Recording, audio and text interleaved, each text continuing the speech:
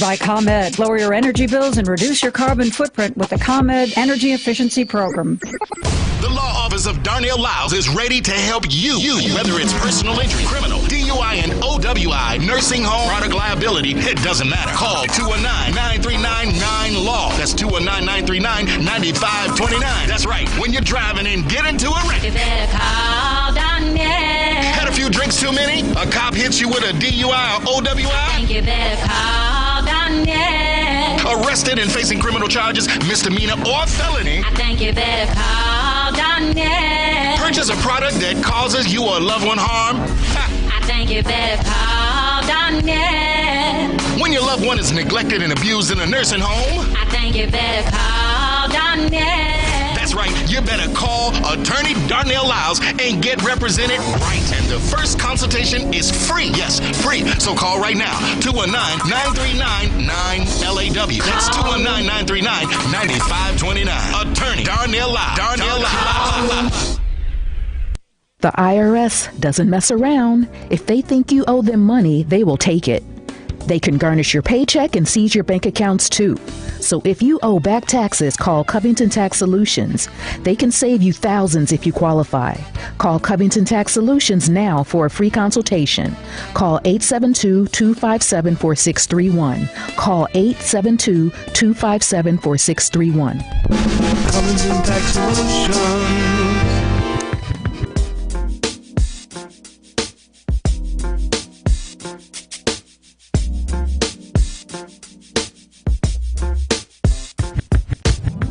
This is Gene Marlowe with PopulousPromobile.com. Populous Car Service, the people's choice. You're listening to Family Meeting. Hi, I'm Aiton Taylor of A.L. Taylor & Associates, and I listen to The Family Meeting. Welcome to the World Right Headquarters. No mic. I'm pushing the wrong buttons today, man. Your boy's off his mark, man. No, he's right there. He's just, No, I'm off my mark. He's off his mark. He is. Yeah, grab your phones, find us on social media, like, subscribe, and follow all the stuff you do on YouTube, Facebook, Twitter, and Instagram, because that's where our conversation continues when we're not here. You also can visit our webpage, tfmradioshow.com. That's tfmradioshow.com.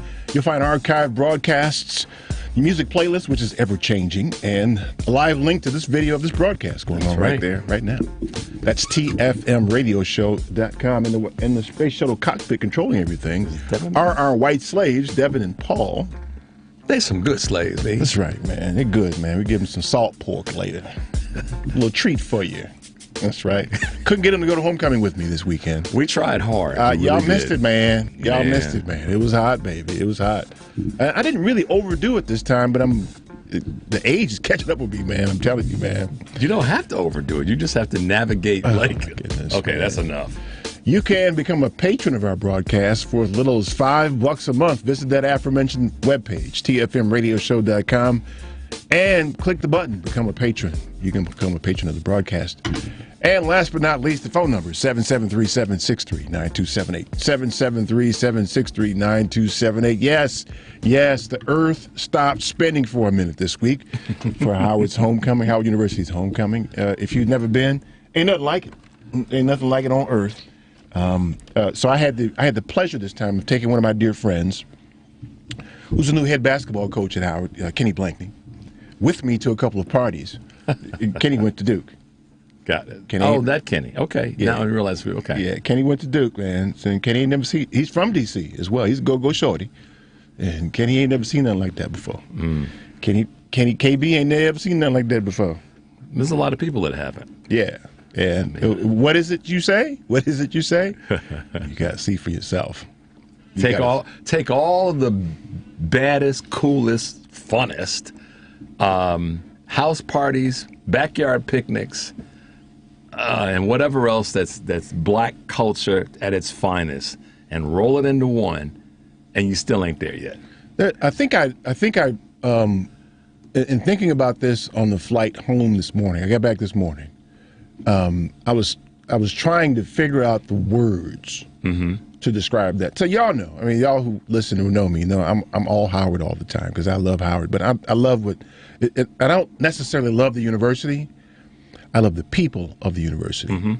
And and if I can say, you love what the university's history represents because of the people. Because of the people, and Right. who historically have been through the Howard system. Yeah. Is that fair to say? It is.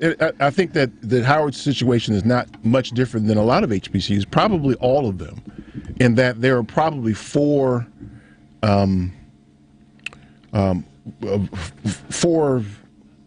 parties that are really kind of the chief benefactors of Howard. There are students, there are alumni, there's faculty and administration, and most often in HBCUs, the administration is the weak link.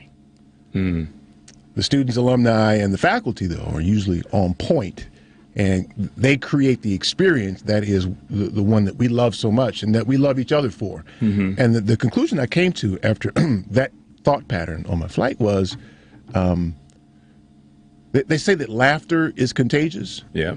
I think that outwardly expressed love is the same. Not the old kissy smoochy kind of love, but just the happy to see you kind of love. In the environment, just like that person's presence gives you a certain good feeling, and That's you right. want to reciprocate that. Exactly. So what you see at these homecoming events is lots of people screaming, happy to see each other screaming. Yeah. Big, giant, one of those, you grab somebody, hug them, you throw them around when you're hugging them. Yeah. Kind of thing. And you could see and feel that we're happy to see each other. Yeah. Unfortunately, this year, we kind of as a group, the group for me is plus or minus 3 years or so from my years at Howard, that we consider ourselves kind of a loose group.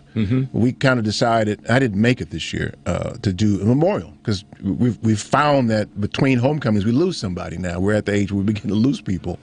This past 2 weeks has been interesting. I mean, not even college friends, just people that I know. So yes, yeah, we're at that age now where you start losing people like that, and then we have conversations more and more about, did you know so and so's sick and that kind of thing. So we had a little memorial thing at the flagpole on campus that I couldn't get up for, that we did as well. But it's just a fantastic time. It's rejuvenating for me. It's what I do to. In the same way people may take vacations to refresh themselves, going to Howard Homecoming, for all of us. Yeah. It's replanting your flag in many ways. Exactly. That's exactly what it is. And those flag multiples replanted represent something visually and emotionally to particularly.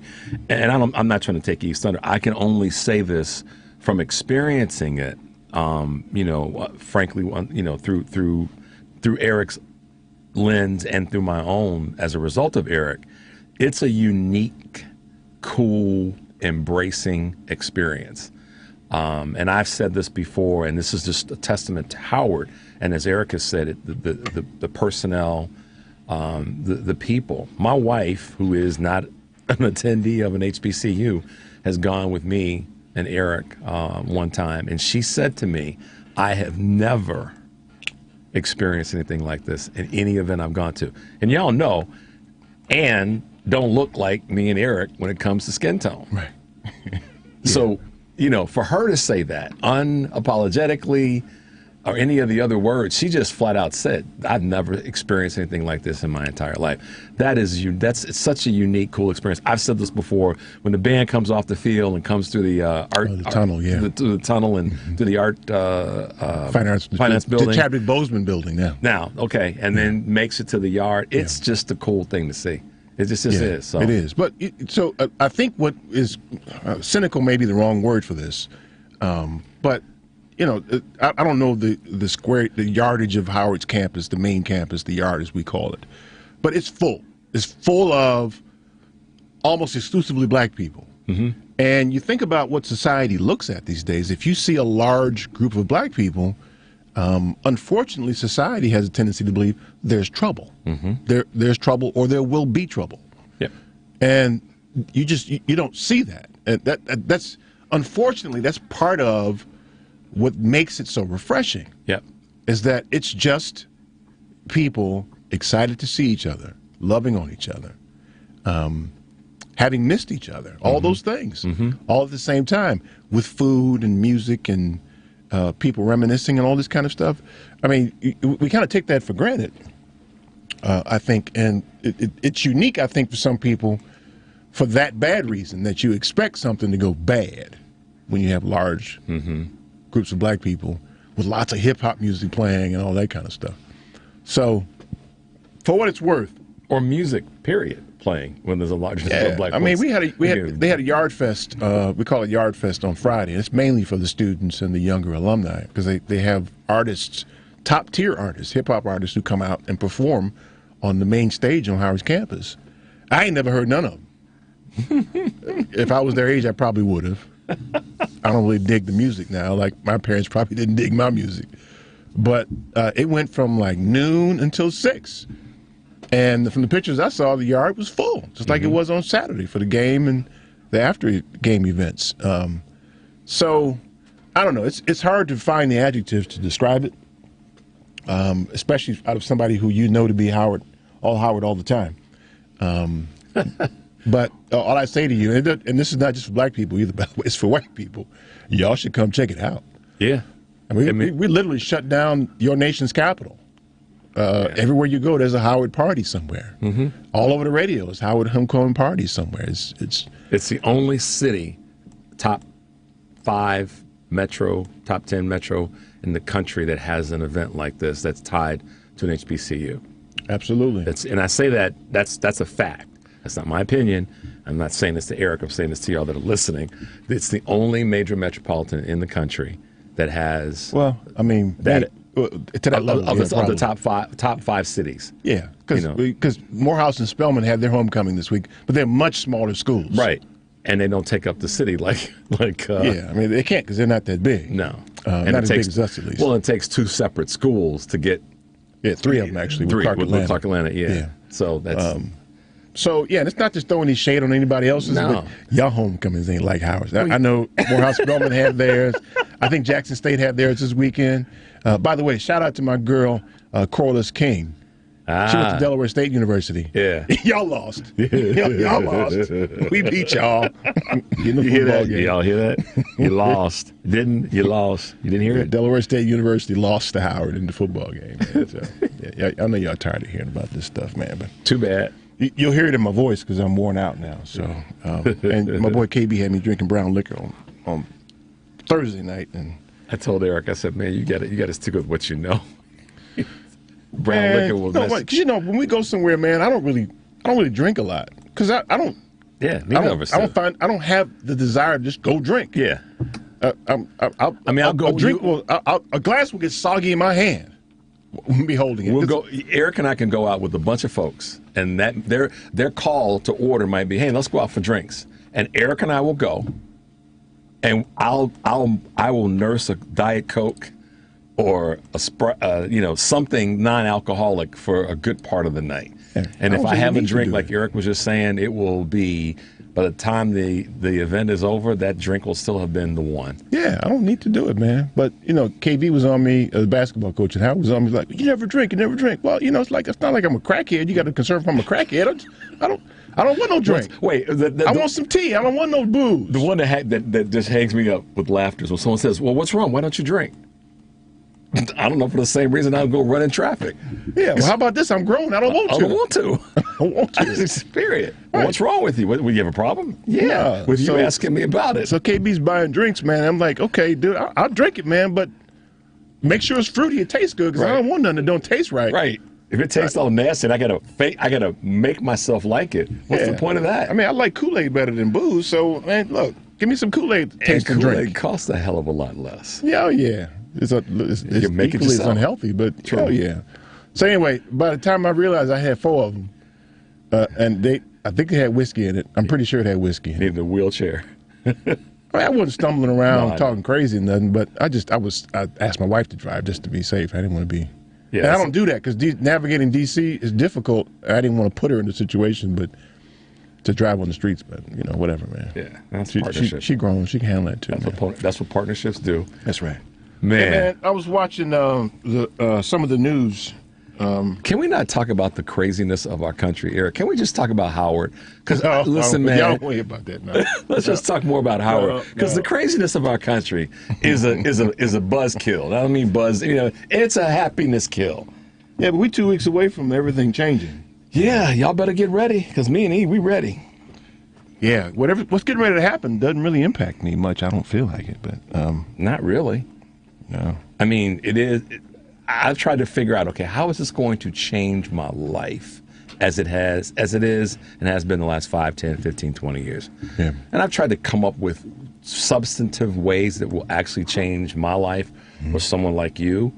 And at the end of the day, I have concerns for collectively our children, our nieces and nephews, and how that will maybe impact them. Maybe, but still. But even outside of that. Yeah, man. I mean, the phrase that I've kind of adopted here recently that I heard somebody use was, and I'm truncating it here, but he talked about them aiming the apparatus, the governmental apparatus, at you. Mm-hmm. And he talked about, whoever it was, and I forget his name, I hate that, whoever talked about it, talked about those in charge aiming the apparatus at you, the governmental apparatus at you. The governmental apparatus is never not aimed at black people. Never. And anybody that wants to contest that, do it with data and facts. Yeah, we're not always, your opinion. We're always kind of the ball that's in play. We're the test. We are we're the crash test persons on all of the government's failures in policy, right, and in the intentional implementation of policy. In the election season, it is, will black people vote? I mean, we know who we're going to tend to vote for, but will we come out and vote? Right. It ends up being the difference. And don't think that, and I'm not speaking for Eric, but I'm speaking in partnership with Eric.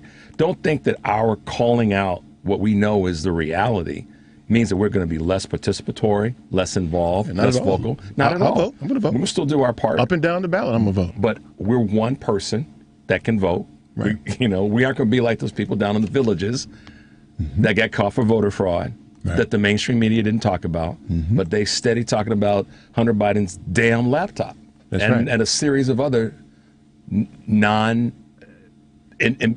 non-important items to distract people with fear, as Eric has said countless times. Well, that's what they're doing now, too, by the way. And as a person who's a financial advisor, who is informed on the financial goings and comings of the country, it just drives me crazy how media personalities and political personalities allow all of these concepts to be conflated, where they allow, for instance, the people to think that the economy and the stock market are the same thing. There's this talk of recession now, and they keep bouncing it around. They keep asking, the news people keep asking people, do you think we'll have a recession? And the same people. Right, without knowing what the hell a recession is. Right, and not only, there's maybe three parts, and Eric's even more experienced at this than I am, so I'll just dive in quickly. There's going to be more than just one impact of a recession. It's the cause, it's the current impact, and it's the future impact. But even if you go that far to talk about what happens when it happens, what is it? How do you define it? How do you define it? Yeah, right. That's even a simple. So what we're faced with now, I mean, a recession it's an algorithm associated, not an algorithm. It's a calculation based on productivity. GDP is kind of the main factor, in recession. Not GNP, GDP. Right, gross domestic product, the productivity of the country. And while there's no direct relationship between a recession or the economy and the stock market. The stock market does what it does based on perceived value of companies that are in the stock market. The economy could have some of it, bit of impact, but it's all intuitional. It's all perceptive. People perceive it as something, and they react accordingly in the stock market. But there's no direct correlation between the two. It's a non-correlated. They are non-correlated items. Inflation is a thing. Let me go to a break too. But inflation is normal. We're supposed to have inflation. That's what happens. You have inflation. Sometimes it's higher than other times. Sometimes it's lower, and there's not much anybody can do about it. And what frustrates me is you got Biden flailing around trying to do things to impact something he can't impact. He can't do much about inflation. He can do something about gas prices, but gas prices aren't inflation. Right, and he can do something about, and he has, and this just goes to prove Eric's point. What I saw him do was release oil from the strategic reserves. Right. He only released enough to cover like a half a day of gasoline used in the country. Relative to the amount that's being used and how the real. So why do it? Yeah, there was a political move. I mean, it's strictly political. There's no real long-term impact of it economically. But what it does, though, is it feeds people's misunderstanding of how inflation is. Because he can't have an impact on inflation. He cannot. Inflation is going to run its course. He can't. The Fed can to a degree, but he can't. So by doing that as a means for impacting inflation, he feeds the conversation, the wrong conversation about it. Don't do that. Yeah. Tell people. Just keep coming out and saying, look, man, I can't do nothing about that. And the people who say I can, they don't know what they're talking about. Right. They're full of it, they're stupid, and they don't know what they're talking about. All three. So he fed that. That just feeds the bad messaging that Democrats always engage in. He needs by to doing walk into that meeting like that. and say, or hold a number of press conferences. I know we got to go to break. I'll be quiet. All right, y'all. The number, let's hit that for a minute so people understand. So you can come back and respond to all the craziness on social media about what's really going on. Yeah. The number is 773-763-9278. Stay tuned for more of the Family Meeting.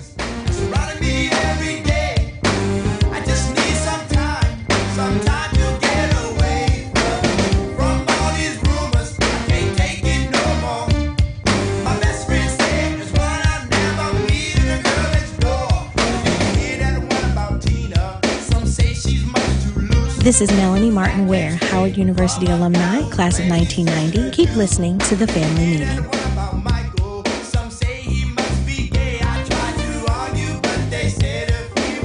A basic and essential part of any financial plan is savings. Most of whatever cash you have will be there because you put it there, not necessarily because of some fancy investment. Now with Save and Plan, Polaris has introduced a way for you to get empowering financial advice. Save and Plan is simple. Just sign up to save on a systematic monthly basis directly from your account and gain access to a planner and our planning services.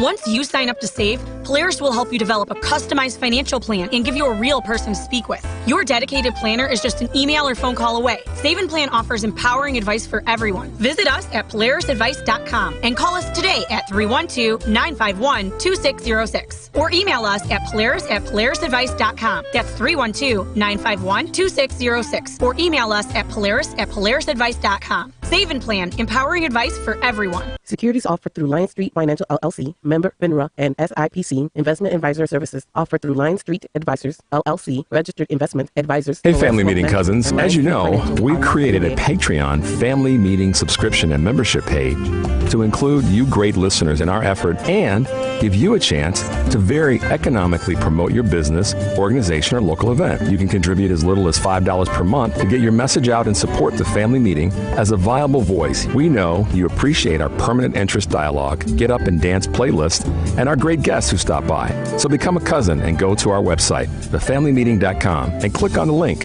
Policies issued by American General Life Insurance Company, Houston, Texas. Not available in all states. All benefits are subject to policy definitions, limitations, and exclusions. For details, visit qualityoflifeinsurance.com. Building a solid insurance plan is like building a place to live. It takes different materials to make it comfortable. What about a castle? Isn't it just made of stone? Castles are drafty, but that's not the point. Homes use different building materials, and you need different insurance coverage to give you security. What about a teepee? Isn't it just made out of one thing? Skins and poles, but let's stay focused. Quality of Life Insurance is affordable insurance from a leading company and can provide benefits if you're disabled or suffer a serious illness or injury and need help to preserve your lifestyle. So it's a modern structure to meet my insurance needs. Exactly. To find out more, contact the Polaris Insurance Agency. Visit polarisadvice.com or call 312-951-2606 to learn about how we can help you make a plan for your future. That's 312-951-2606. I get physical. I get physical. I get physical. I get physical.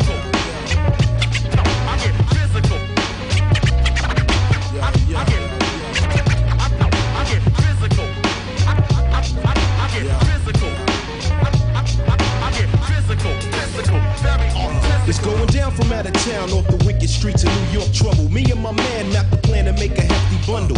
Blessing weights and listen to greats from the basement gates, making the dub plates that cause quakes in other states. My soldiers guzzle 40s with the shorties, working the scenes in tight jeans and blows all your boyfriends to smithereens.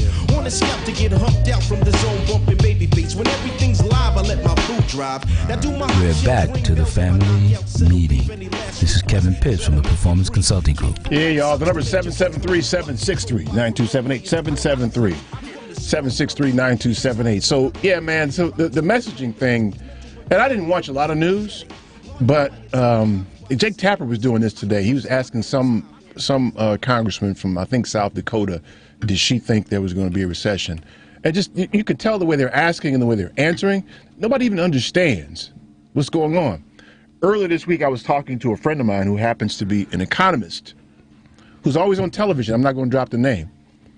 Who's always on television to talk about this. And I was like, look, man, what they're doing doesn't even sound right. He's like, yeah, E, man, that stuff, they don't know what they're talking about. Yeah. Because what really happened here, is the money that was pushed into the economy with the COVID relief money, that pushed inflation. I mean, if you add money to the economy, that causes inflation. Don't need to tell you why. Right. You need to know that's what happens. Yep. Right? So it causes inflation.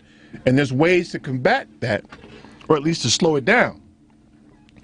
And that was on the Fed, an independent entity that neither Congress nor the president control. Yep. It was on the Fed to do something about it, i.e. raise interest rates.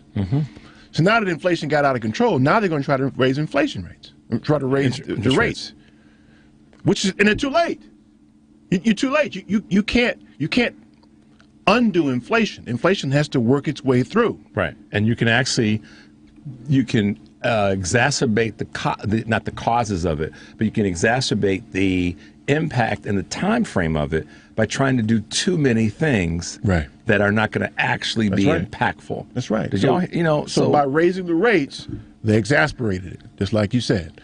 And now they're faced to having trying to raise it again so that people feel like they're doing something. Right. When you can't really do anything now. You're too late. You missed it.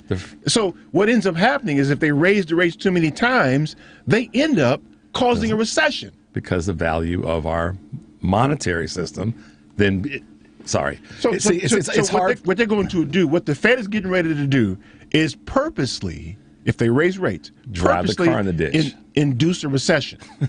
That's what they're getting ready to do. Instead of just sitting and waiting. Here's the thing. Here's the overlying problem. Y'all just can't be inconvenienced for a minute. Well, just for a minute. You can't be inconvenienced. And if you are... And I hate to characterize grocery bills being too high and stuff like that being an inconvenience. It's more than that. I get that. For a lot of people, it's way more than that. But it's out of the bag now. You can't fix this. You have this is from someone that's had a number of injuries and a small amount of surgeries. When it's broken, it's broken. You got to let it heal. And if you keep trying to get it back on a broken or injured whatever before it heals, you're going to make it worse. Exactly. And you're going to cause other things because of compensation to become... Because you can't be inconvenienced. Because you can't sit your behind down. Right. So all this is perceptive. The Fed's going to come in and they're going to raise interest rates again. They're going to cause a recession. Then your ass is going to be complaining about the recession. Right. And without frankly, a first-year college undergrad understanding of it. And I'm trying not to point fingers because Eric doesn't like when we do that. But let's be honest, a lot of people are they can't be inconvenienced, and then they're too damn lacking in intellectual curiosity. Let's just be honest, to do the real work to determine, I get this. All you got to do is Google it. And you'll find a couple of different definitions of what a recession is, but they converge on a lot of the points. Right, so you'll be able to kind of figure out, and a recession is a real nebulous description, right? There's a lot of different factors that make up a recession, which is why when you see the reporters asking about a recession, they ask, well, are we in one already? Right, because by the time you figure out it's a recession, it already happened. Right. You have to measure it. Do y'all realize how difficult it is for Eric and I not to go down the nerd road and get into the weeds of this? And he said something earlier, to his credit, which he won't give himself, but to his credit, he said that, we kind of marinate in this as financial advisors. And Eric's been doing this for, damn near 3 decades. So he's not only got the experience and seen it a few times, he understands that we got to, once we're in it, now we got to ride it out. And I can use some analogies of life or things that I've done. I'll give you one in point. white river rafting, which Eric would look at me like, I'm not doing that. But I might as well wrestle alligators. I ain't doing that. I'm not going to wrestle alligators. But or some form of an activity where you suddenly are out of your element. You have to ride it out, or else you make it worse. And I hate that I use the word inconvenient to describe the pain. If you go to the store now and buy yourself a few groceries and you're at $100 before you realize it. I know that's painful. Right. When it makes it difficult. When it was $60. Because that other $40 is for going to your gas tank. Now that you... Right. So it makes it all difficult. And people, it creates food insecurity and all kind of things. So I don't mean to sound like I'm minimizing it. I'm not at all. Because at the same time, here's the thing. This is the part, and I'm getting to something that I wrote down that I saw. This is the other part of it where there are factors that are influencing how people live, which is at the rate that we are dealing with the increase of goods, there's not a proportionate increase in people's income. Yeah, not proportionate, right? There's an increase in income, but not proportionate. That's why I knew you were going to call me on that one. That's not a proportionate increase. So if there were a proportionate increase, there wouldn't be a conversation because people would go, oh, so I'm spending 100 now rather than 60, but my increase in my income went up. If the cost of goods went up 8%, my salary did too. You're flush. Well, good. So we just keep moving. That hasn't happened. Right. But you did have an increase in wages. Right. Which, if not done correctly, exacerbates the problem. Inflation. Yep. So Katie Porter, y'all got to check this out. Once again, you know who she is. She's a congressperson from California. She's like a damn professor that makes it really easy to understand for those who didn't pay attention in their 11th and 12th year of high school, and now they're in freshman econ or freshman math. She had a gentleman on, and I couldn't tell if I don't think he was a congressional leader, but he was a fairly smart looking dude. And she wasn't going after him. She was going after influences. And she basically broke down the price increases that have taken place by businesses. And she even gave room, which goes to show how fair-minded she is in this. She gave room for understanding that businesses are going to increase their prices, but they're not going to increase them. They're going to typically do it over time. Right. They're not going to do it in a sudden manner and maintain that. You can't do that. And so she broke it down. I mean, it was Katie Porter, once again. But you got to pay attention, though. You got to be intellectually curious. You got to pay attention. The bigger point is the cat's out of the bag on inflation. Mm-hmm. And so all these moves that they're doing, they're all political, right? What Biden did the other day, it's ridiculous. He didn't have to do it. I mean, it's all show for the election in 2 weeks. It doesn't even make any sense. A better use of his arsenal would have been, holding another press conference and coming out and saying, look, y'all, this is not why. Create one of those 2-minute videos and explain what inflation is. Boom. And just run that, ad infinitum. A cartoonish type of a video. Yeah, and circulate that. Like the old one from when we were kids. Sesame Street or something. Bill. Yeah, do something I'm like just that. a Bill. Do something like that. Explain it, man, because listen, this is what happens. We know, now those 15 we know that when our parents were our age now, that they were paying 10 cents a gallon for gas. Mm-hmm. 10 cents a gallon. I just watched this movie with Ann called Lou. Wait, what's that? So it was 10 cents a gallon back then. It's what, $4 now, $3? Well, I don't even know what it is anymore. For something. Right, so that's what inflation is. That's what happens. Prices increase over time. Houses cost more. Everything costs more. Sometimes the rate of growth speeds up. That's called hyperinflation. Yep. But then it slows back down again. We're tired of it.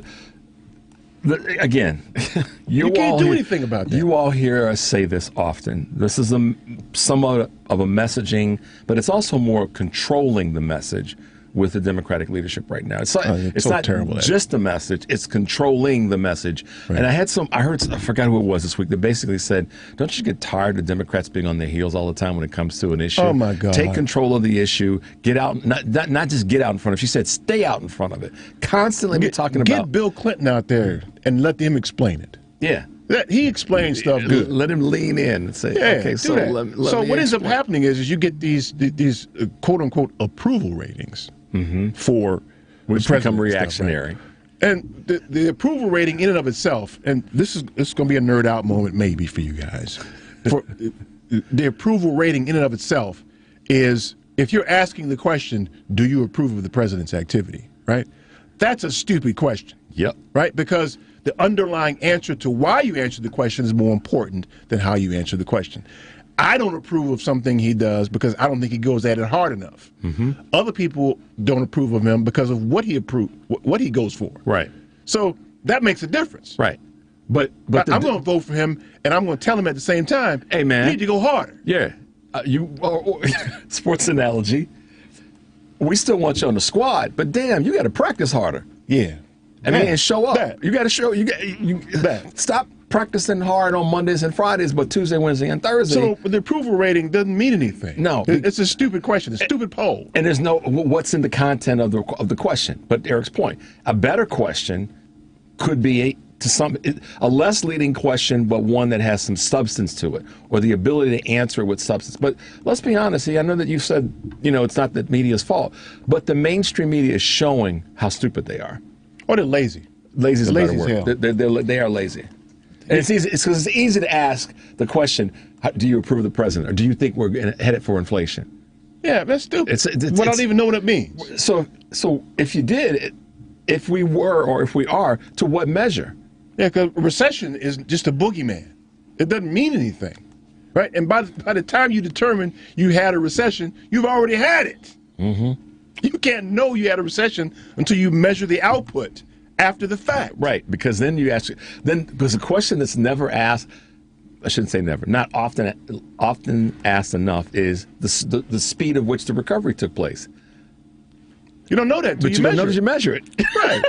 When it's done. That's the reason why they don't ask the question, because they can't know it. Oh, it's so dumb. When they ask, so as a finance guy, those things drive me crazy. I don't want to bring it here. You throw stuff at the TV when you see it? I'm ready to, but the TV costs a gang of money, so I'm not trying to bring the TV. But I see the stuff on TV, drives me crazy. I don't want to bring it here to you guys. But I felt today I needed to say something because He went back to Howard. Look, this is what happened. I'm just running down field coverage for Eric. He went back to Howard for a few days, and he realized how smart he is. He won't say it. He went back to Howard. He realized how plugged in he is. He got around a bunch of other smart people, and we're like, "Damn, man, can you believe this stuff?" But seriously, somebody needs to say some of what we're saying today on a regular on television. Just put it on. Like a person like Fareed Zakaria, who has explained this before, doesn't get enough airtime. Nope. Right. You don't find him being interviewed in a meaningful way, so he can relay his intellectual curiosity to people, except on his show. Every once in a while, Don Lemon would grab him, or some of the morning people might grab him, but not frequently enough because he's not sensational. No, he's just dealing with the fact and people information. That's the laziness. People don't want to hear that because it doesn't. It's not sensational. It's sensational to say, "Do we have a recession?" Right. Or what do we? Don't nobody know what a recession is. But they're going to chime in because they're hearing all the other stuff that makes them more lazy. And coming back to Representative Porter and Democratic lack of controlling the message 24/7, why don't they have? I mean, how come boring, nerdy Richard Chu could see Katie Porter and go, "That's what needs to be said 24/7." Right, all the time. Why? This is where I get frustrated with the administration. As much as we're going to do our part and love on them and help them out. Why don't they have someone like Katie Porter or 5 or 6 Katie Porters that are part of the Democratic leadership out there presenting this messaging? They're so miserable at the messaging. How come Eric and I, sitting here in Chicago, can sit back and go, man, if they just did this, then they would have that control, not playing catch up all the time. Can't do it. They don't do it. They just don't do it. I heard something interesting that Dino Badala talked about this week, and I got to give my man some credit. He sent me an email, and he said, like, Rich, you checking this out?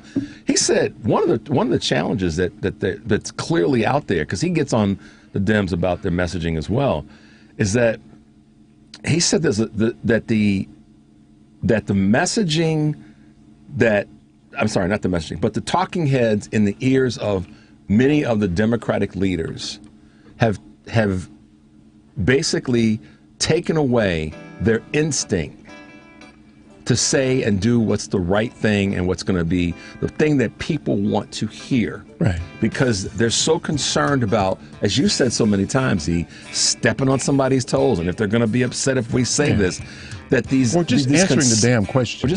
These consultants have gotten so many Democratic leaders packaged in a way where they're afraid to, he said, use their instincts. I don't get it. I heard Bernie Sanders do it this morning, too. I know that some of our people's people, he's our people, but He did it this morning.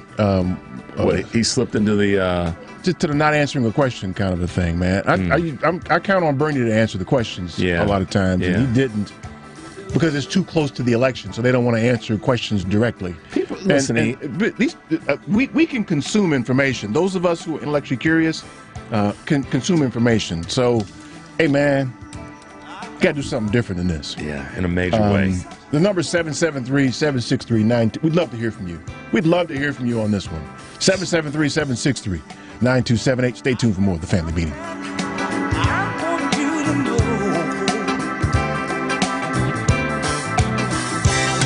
I'm in love with you, darling. Oh, you're so good to me. And I feel that you need me. Kathy Gwynester, PleaseDoMyLaundry.com, and The Laundry Bag Incorporated. Keep listening to the Family Meeting. Hey, this is Brittany Perry. Did you know there's a black-owned footwear brand based here in Chicago? Perry Co. Shoes creates affordable luxury footwear and accessories for both men and women. Whether you're in a suit or out with friends, they provide pieces you can wear on a daily basis. Breaking barriers, inspiring style. Visit www.perrycoshoes.com to purchase a pair today. That's www.perrycoshoes.com. The reason that it's important to advertise on the Family Meeting is that we have an economical way of reaching a great audience. One could say it's not cheap, but what we like to say is that it's an effective buy for a business or an individual who wants to reach a quality audience. The reason that it's important or a good place to advertise is that our cousins love to patronize. I'm Richard Chu, also known as Bad, the Black Asian dude with the Family Meeting. For more information on advertising on the Family Meeting, you can reach us at info@tfmradioshow.com. That's info@tfmradioshow.com. You can also contact us at area code 708-794-6444, 708-794-6444.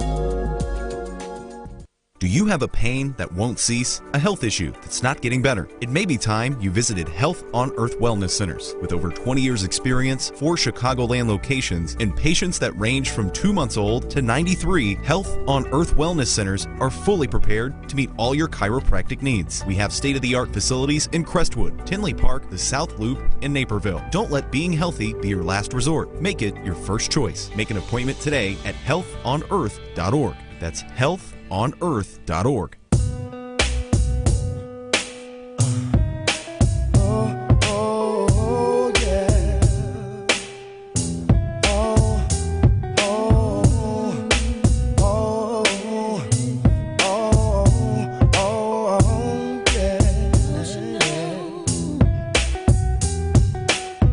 I always dreamed that everything would be okay with me and you, but I was wrong.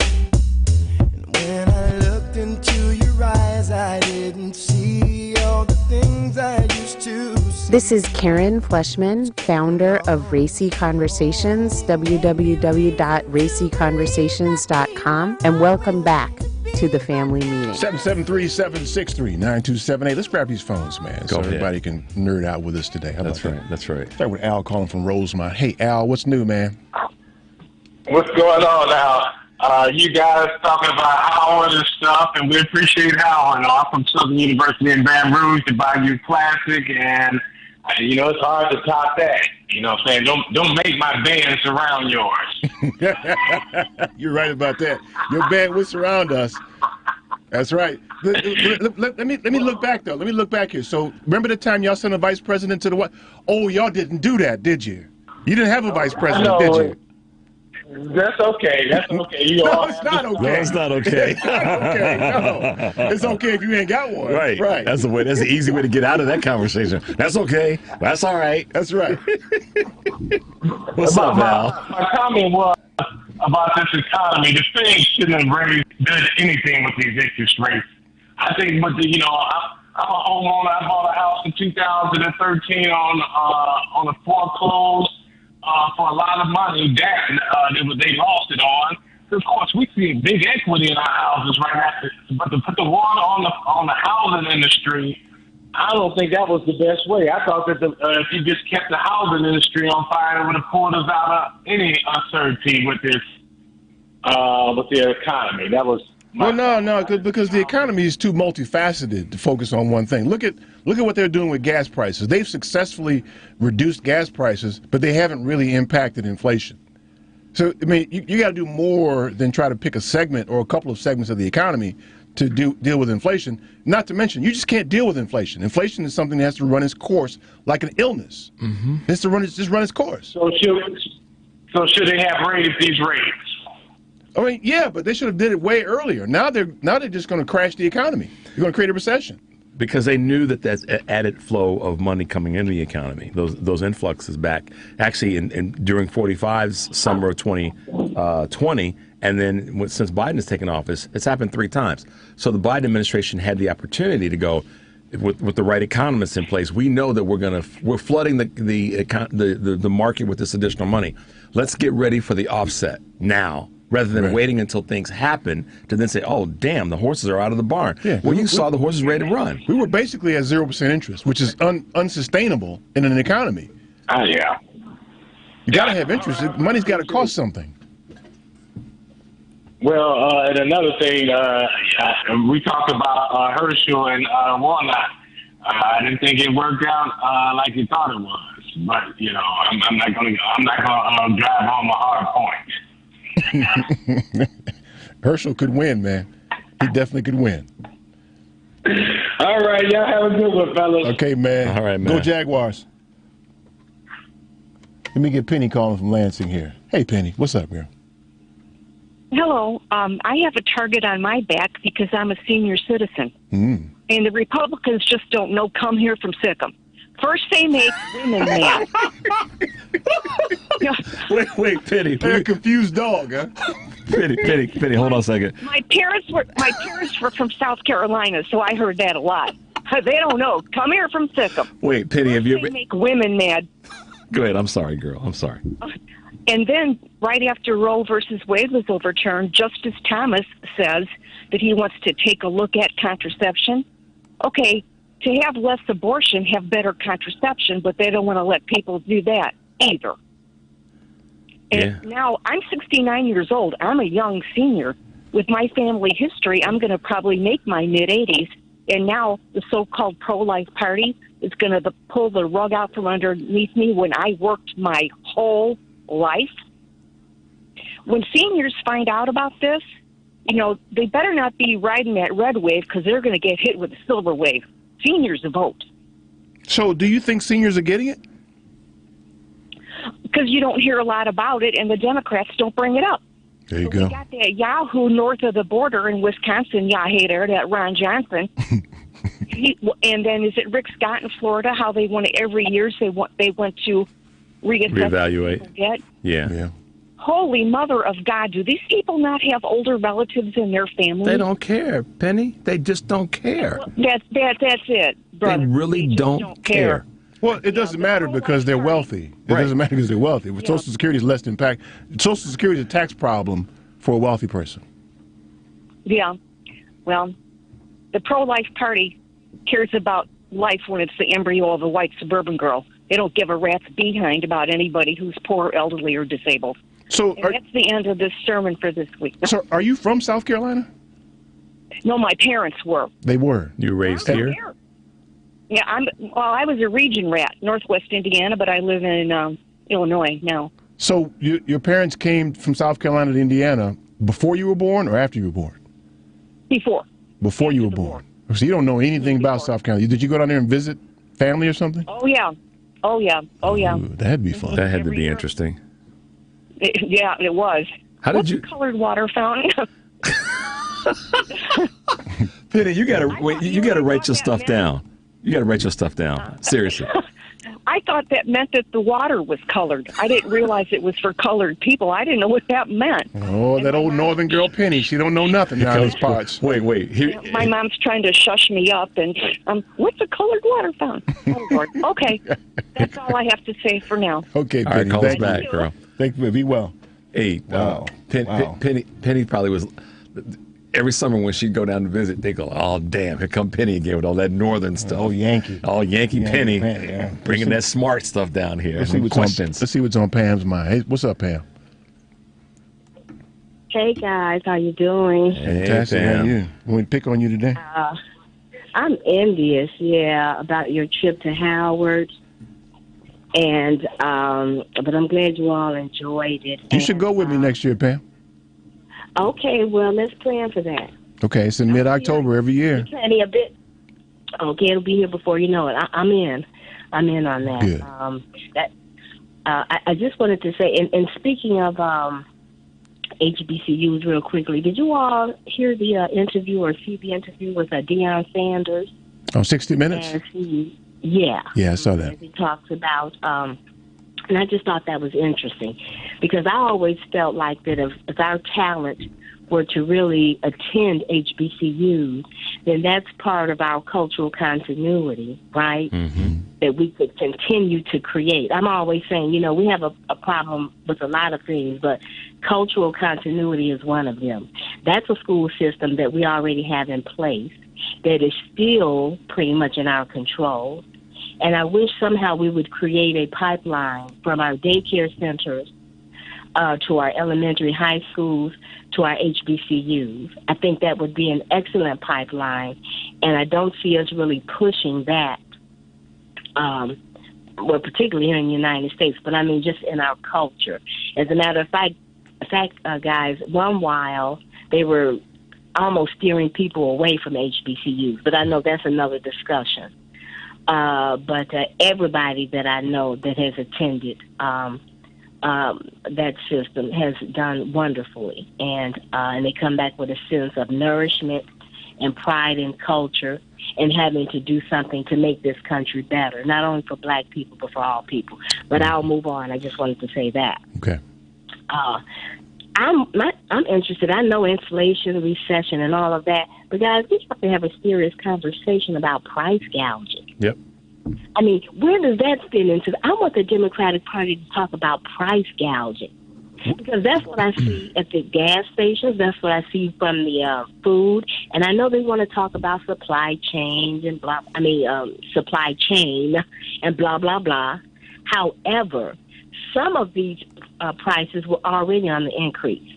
When we were coming out of the pandemic, in the midst of the pandemic, they were price gouging. And some of these greedy CEOs are just continuing that entire process. So I'd like to hear you talk about that a little bit more or go into detail. And as businessmen, I understand that there has to be a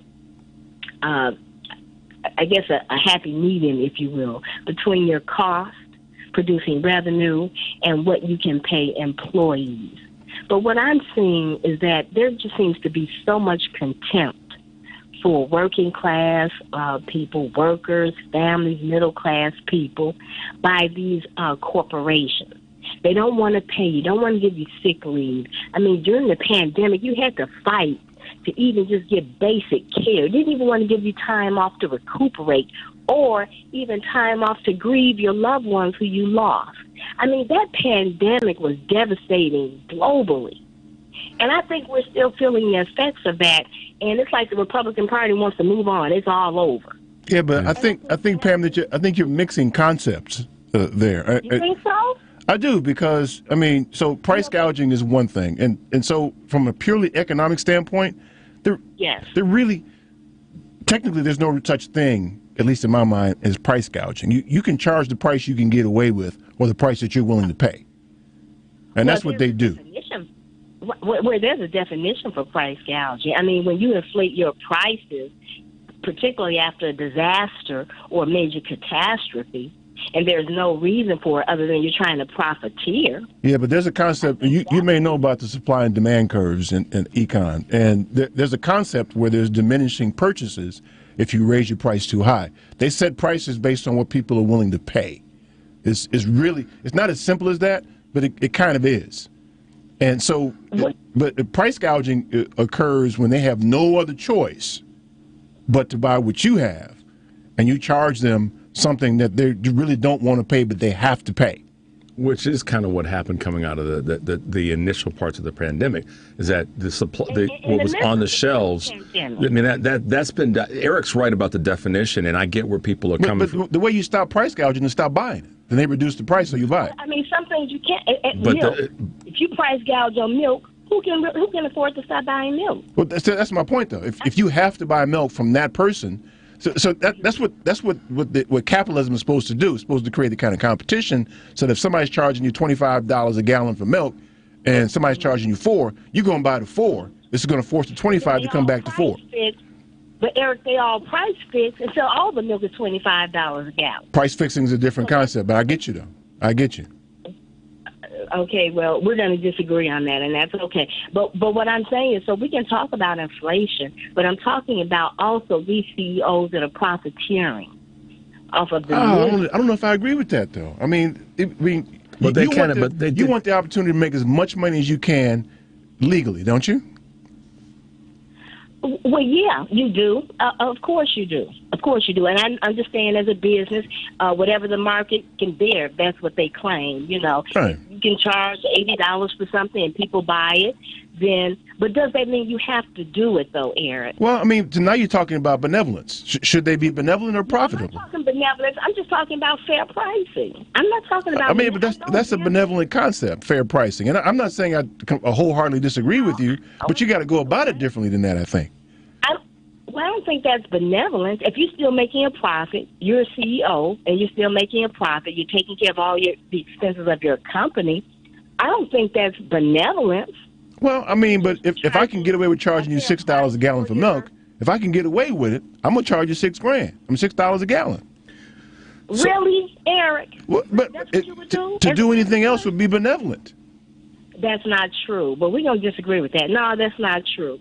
I disagree with that. But well, so here's how you combat that, though. Here's how you combat that. You encourage SBA investments in similar companies so that they can sell their products for less money to create market share and force the price down. Well, no, I'm still going to disagree with that. Okay. I'm going to disagrry with that. But then let me add this, guys. I want to put the question on the table because we talk about democratic messaging all the time and what that means and what they will and won't say. But I'm going to ask on the Republican side of it, if I may. Why are so many, and these are so-called educated Republicans, and I'm talking about those like DeSantis who went to the so-called Ivy League schools and others, why are they so susceptible to the lies and the criminality of Trump? You can't tell me you're hard on crime, but you ignore Trump's criminality. Yeah, unless it's profitable. So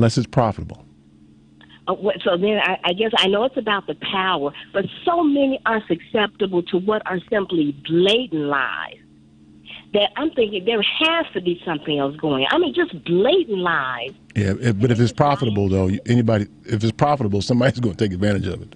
It's profitable. And the media is perpetrating the lie. I mean, they really are. Because it's profitable. I don't know any other way to put it. Because it's profitable. Take the profit out. I can't. Take the profit out. I can't deny that, but I mean, what about some journalistic integrity? I mean, what about... That's a benevolent concept. Well, that's a benevolent concept.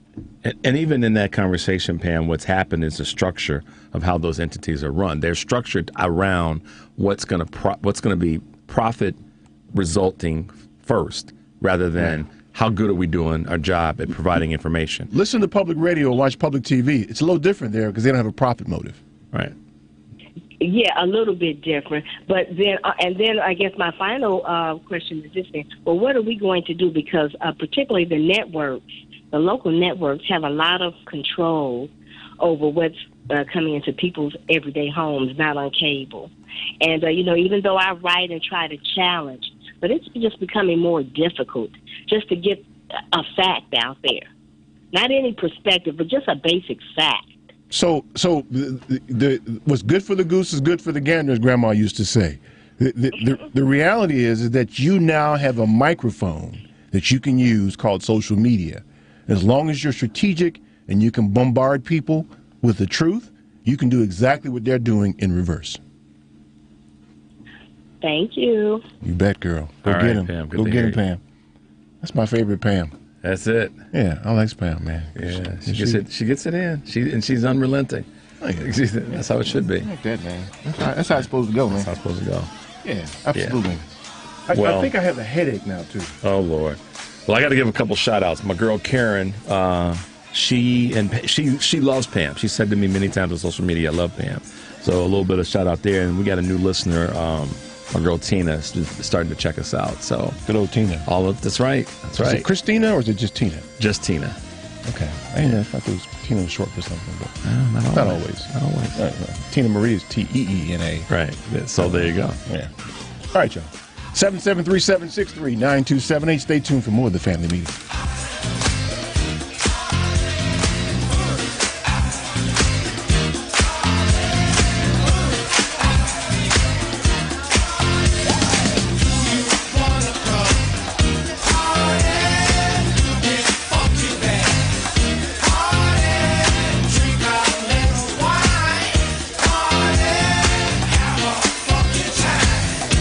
Hi, this is Jeff Lee, Eric Boyd from HU. Keep listening to the Family Meeting.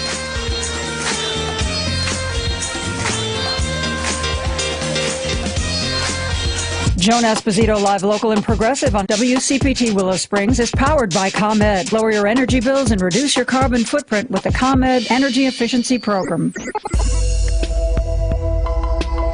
Hey Chicago, are you always on the go? Take the new Shy 311 app with you to find the information that you need, submit non-emergency city service requests, and much more. Download the new Shy 311 app, built with Chicagoans for Chicagoans. That's Shy 311 on the App Store or Google Play, or check it out online at 311.chicago.gov. Stay informed with Shy 311. It's your gateway to Chicago services. Are you one of the 78% of Americans who'd like to speak with someone about a long-term care plan? Did you know that only 16% have had that conversation? Call the Polaris Insurance Agency at 312-951-2606. One of the Polaris agents in Illinois, Wisconsin, and Iowa can provide you with useful material, like what long-term care currently costs and what it could cost in the coming years according to the Genworth 2012 Cost of Care Study.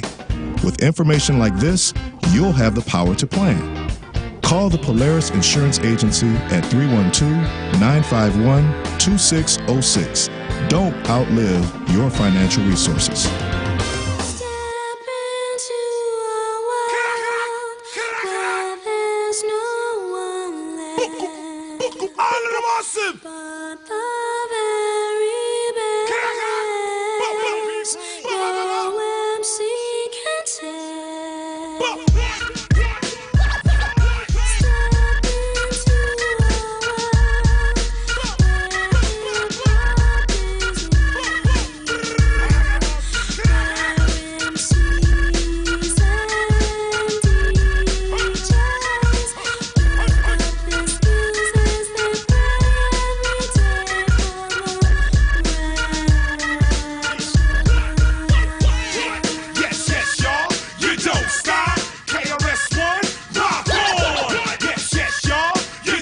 This is Abdel Shakur, Mr. Know-It-All. Welcome back to the Family Meeting. 773-763-9278. So let me run it down for you real quick. This is because I know I get text messages. Tell them what you did, E. Tell them what you did. Okay, so this is what I did. Got in town on Wednesday. Okay. I had a little meal with my son. Yes. Went to D-City Smokehouse on Florida Avenue. If you're ever in D.C., check out D-City Smokehouse.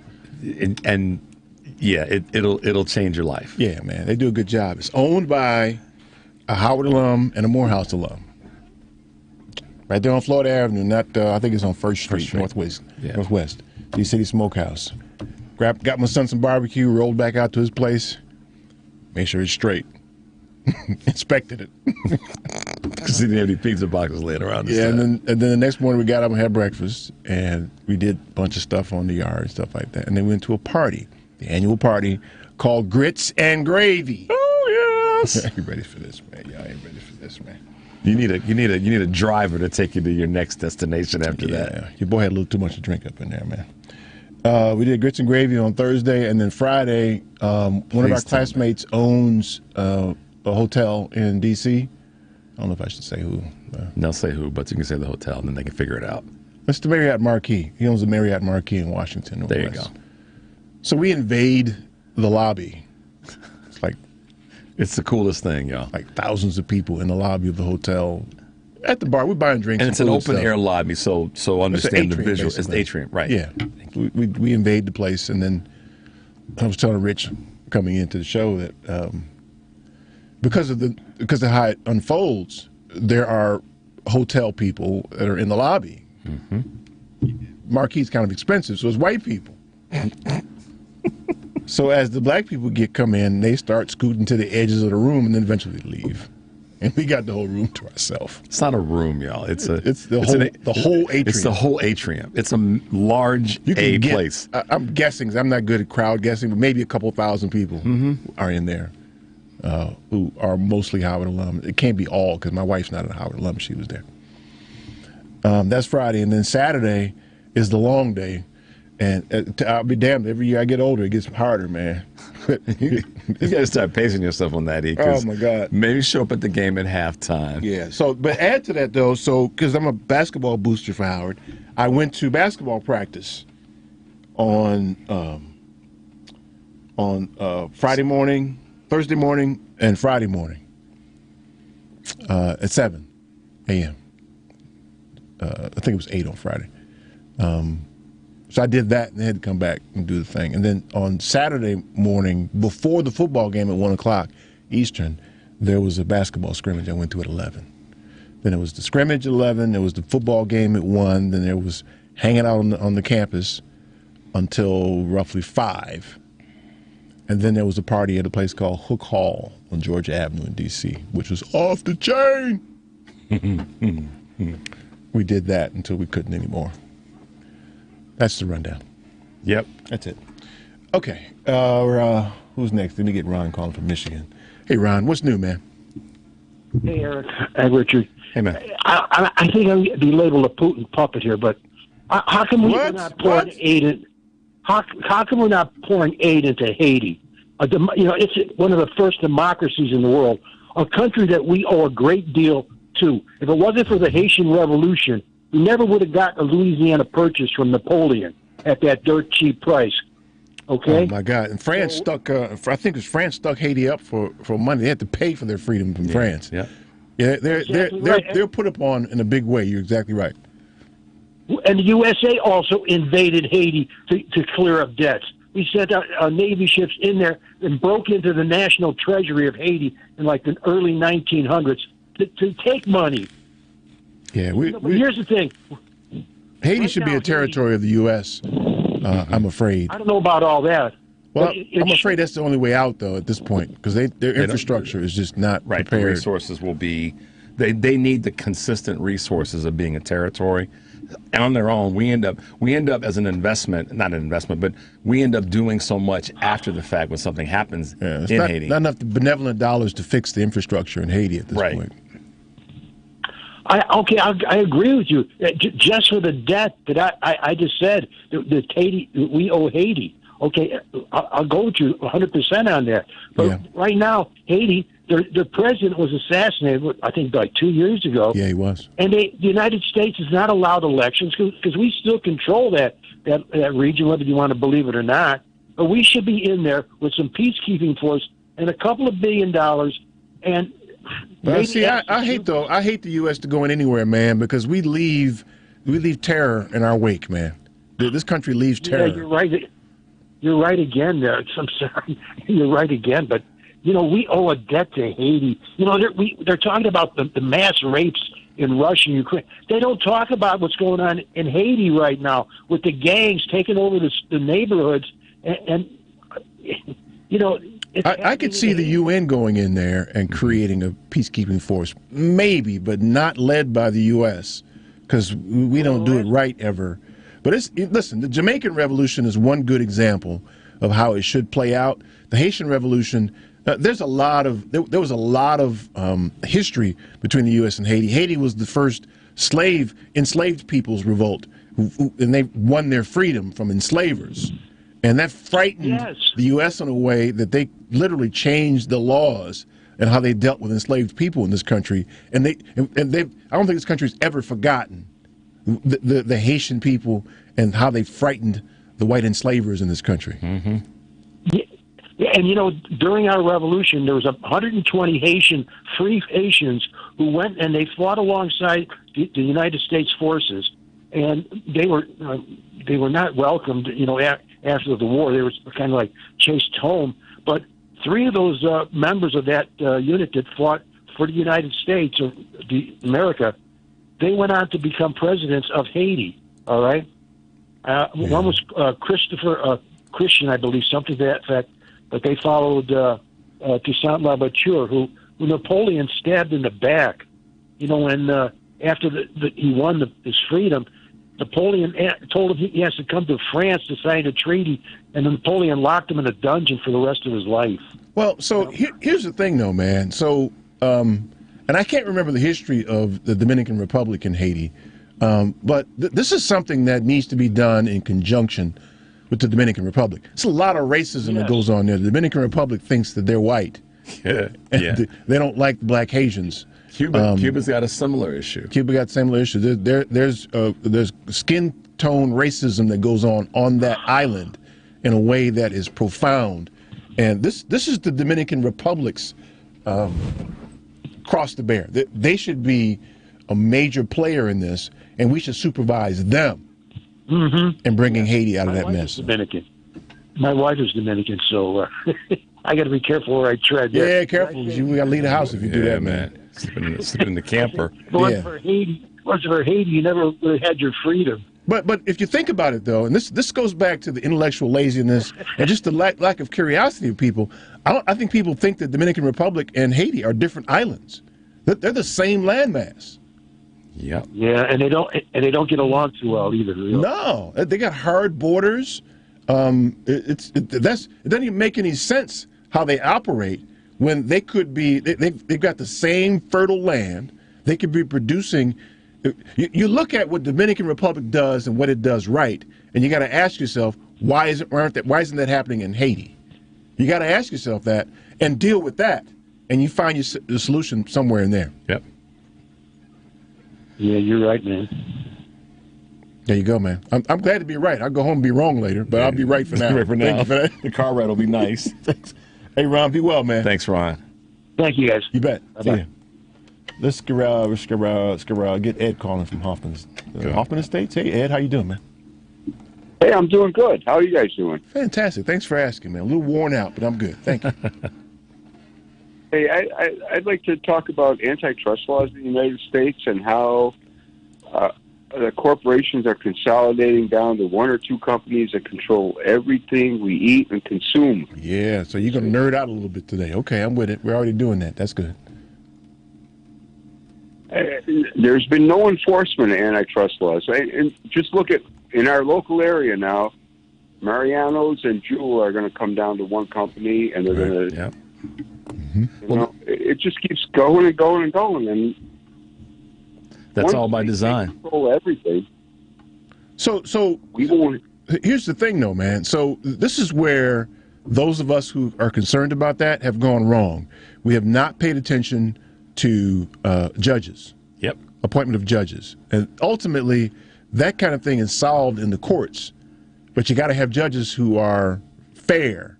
You don't want left-leaning judges or right-leaning judges. You want judges who will hear the argument, talk about the problem with that to us as a society, and rule on that.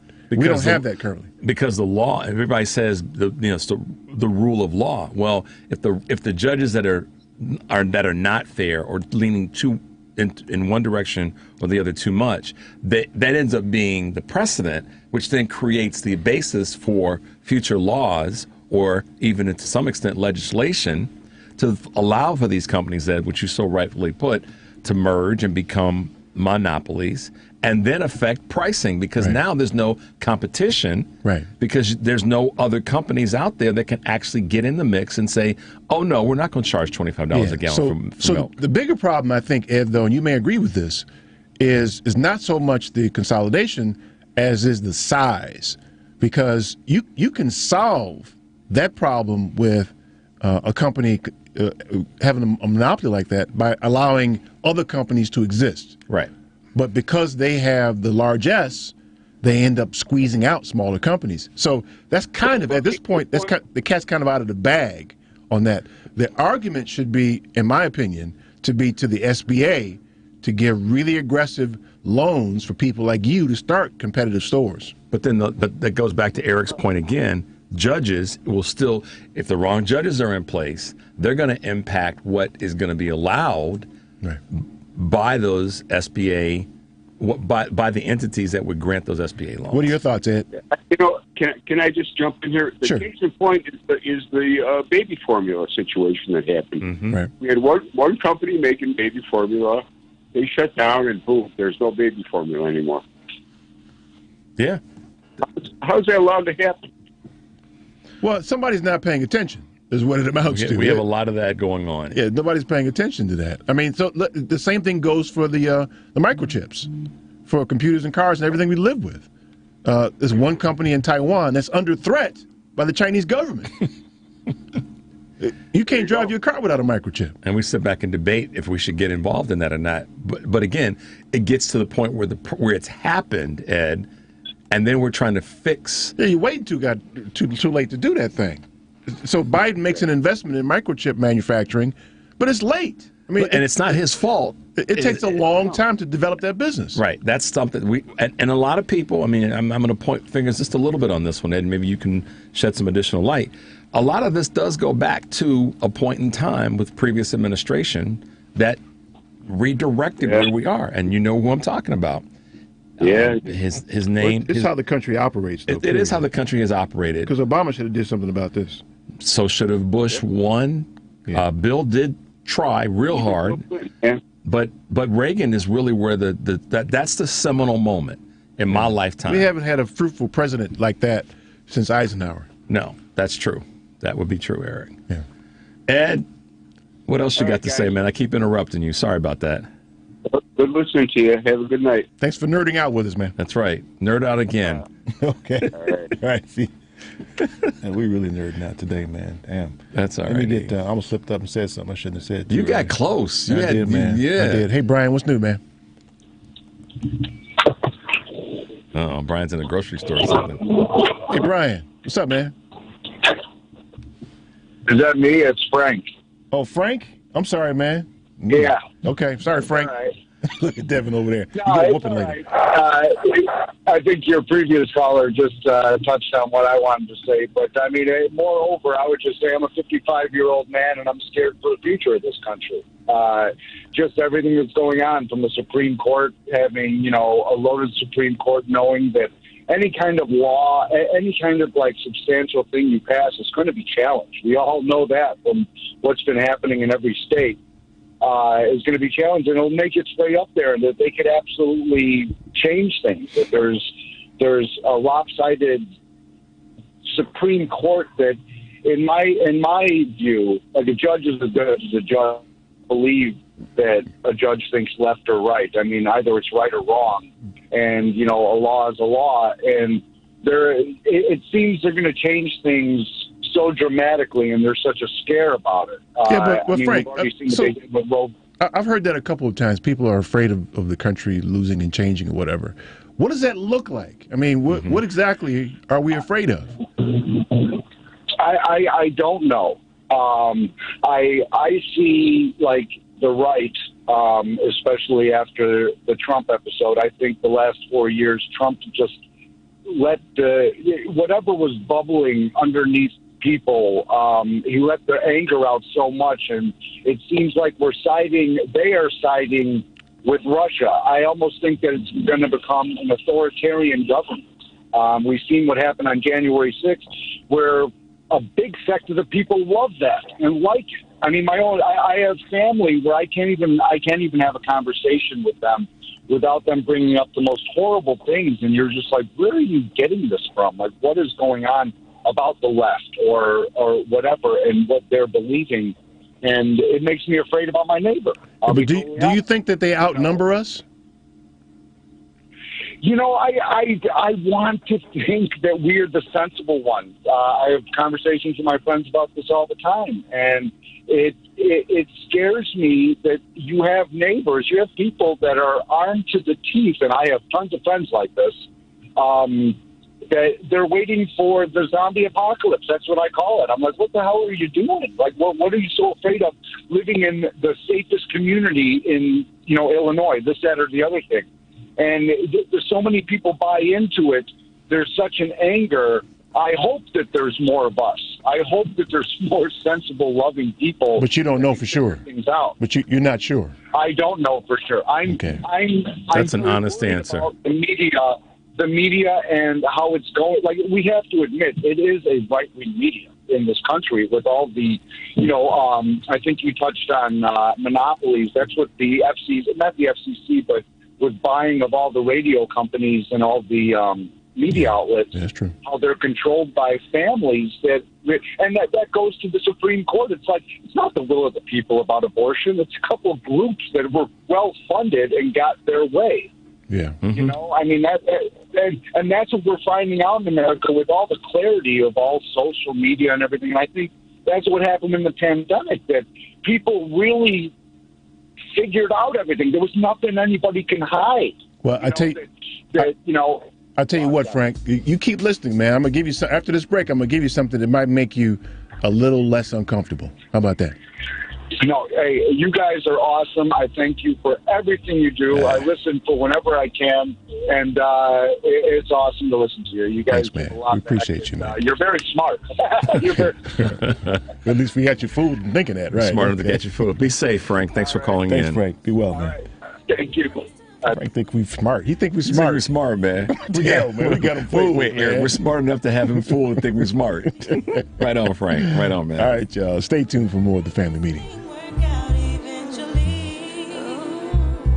I ain't one to complain, but there's things in the game. What's your name? Consequence, I'm tight, burnt like flames. And why's that? American dream, they got this ghetto kid in the fiend. Don't stress that, cause it's not in your bloodstream. Your whole being comes from greatness, we remember. Chase on got you caught in the storms of December. And brothers on the block packing nines like September.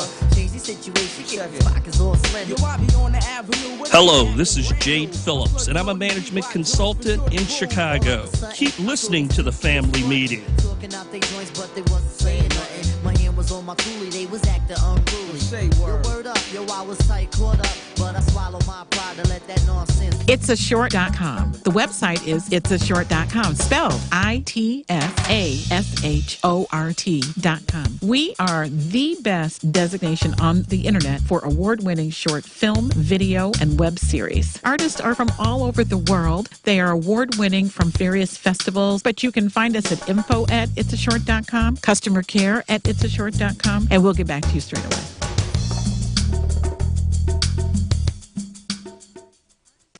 If you owe money to the IRS, they're turning on the heat this year. They're garnishing paychecks and seizing assets.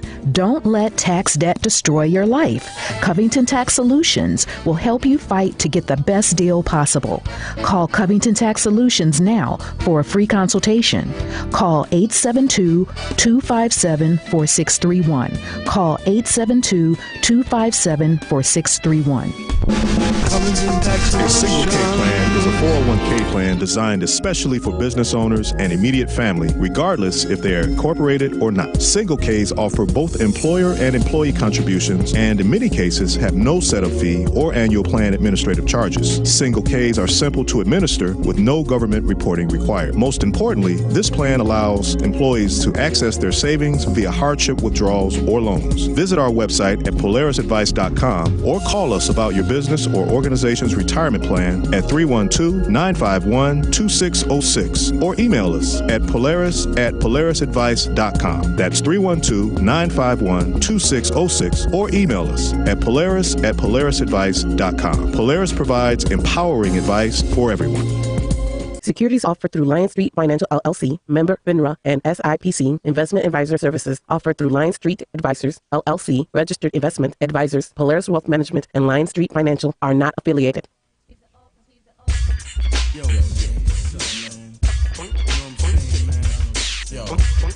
we got to get things correct, word. And we did taking all our girls. What's up, man? I don't like to see my girl. Cooling in my crib and I'm cold maxing. Call up a cutie, I'm in the mood for relaxing. Get my phone book from top of the shelf. I dial 66. I better keep it to myself. Call up a cutie with the triple star next to it. She says hello, we conversate a bit. Invite her over for a candlelight dinner. Believe me when I tell you that this girlie is a winner. Shortly after that, I hear the doorbell ring. Turn on the radio, Anita Baker starts to sing. Open up the door and I kiss her on the cheek. She's so nice, polite, petite, so sweet. Sit her on the couch. I'm Alicia Stewart. Check me out on Twitter at Alicia Stew, ALICIASTEW. Welcome back to the family meeting. Yeah, I dig me some Heavy D, man. Yeah, that was he great. came to homecoming one year, man. Everybody has come through. Let me tell you something, man. Y'all think I'm being hyperbolic here about this, man? You don't know, man. Look it up. Google Howard Homecoming, man. You'll see that people go. Everybody goes. I was watching. What was I watching on television? Who was in it? It was like a famous rapper or something, and he was talking about his younger ages.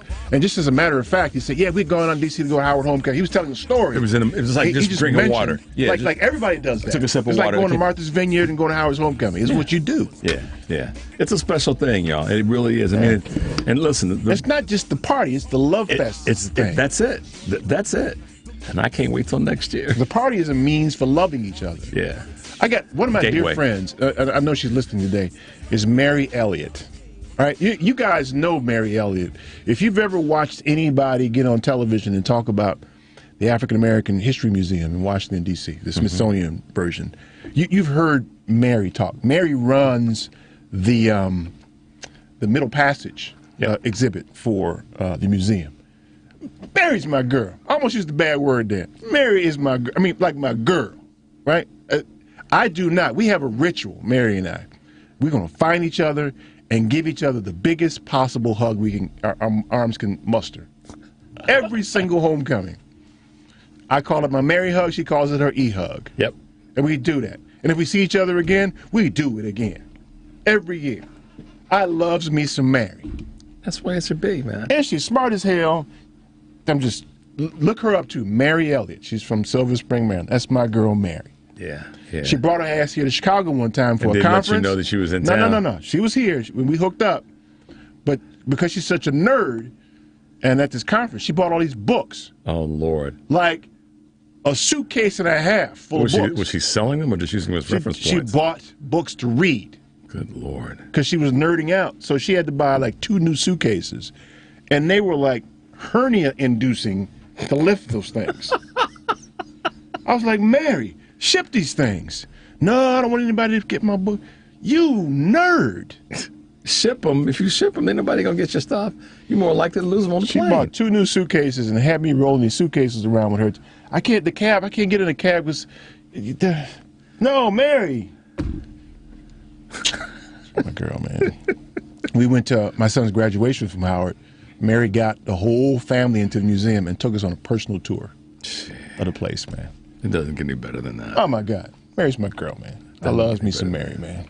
Isn't it always great to have that person? Mm-hmm. And this is not meant to sound at all gender biased, but as a guy, it's always great to have that woman that is like the one. And you're married, successfully, great, wonderful marriage. Me, successfully, great, wonderful marriage.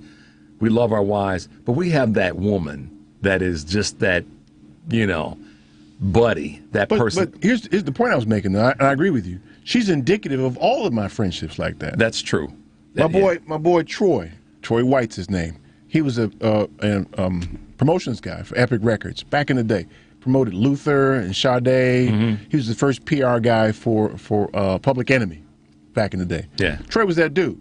Got out of the music business, found his way into some consulting work, did some political consulting. Now, Troy lives, get this, Nairobi, Kenya.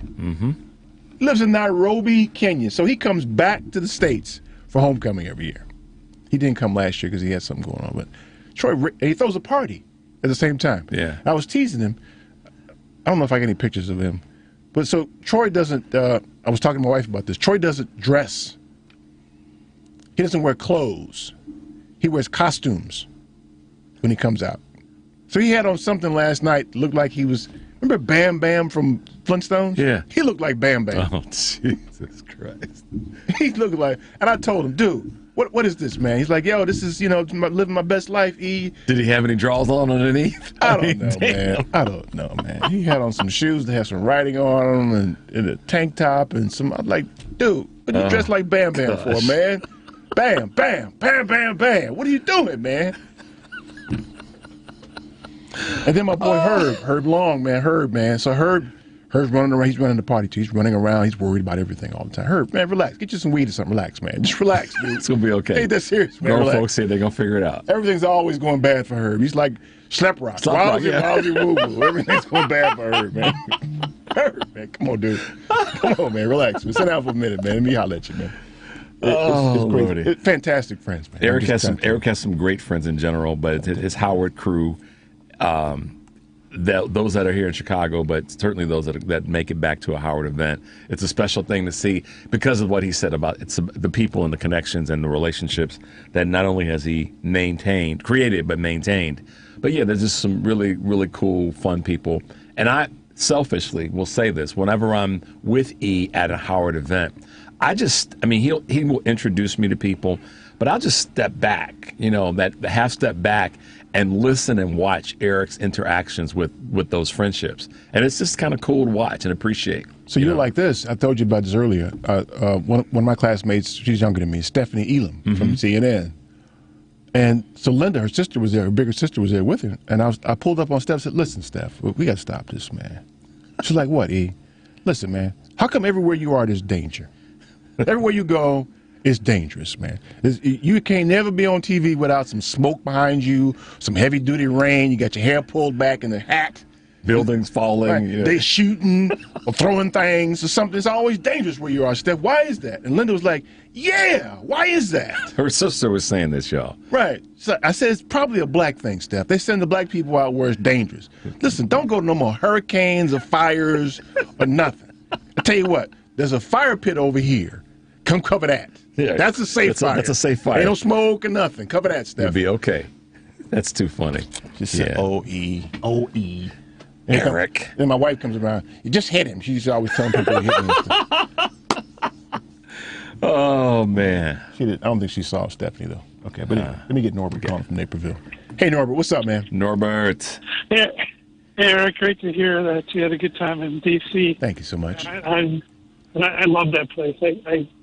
My wife and I were there last spring, and actually just before the Ukraine was invaded, and we went to all the museums, saw the African and American History Museum, and all the other ones, and went to all the great restaurants, and it's and we stayed near Reagan in a hotel that was close to the subway, so we didn't have to rent a car. We took the subway everywhere and had a blast. Good for you.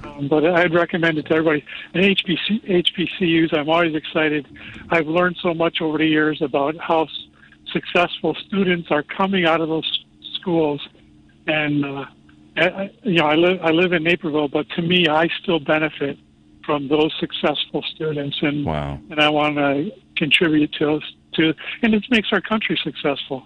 Yeah. So I think it's a really important investment. Rising tide. Rising tide lifts all boats, right? Yep. And as far as the economy and the Fed, I lived through I graduated from college in '84 when we were still fighting really, really much higher inflation and higher interest rates, and how hard it was for me to find a job.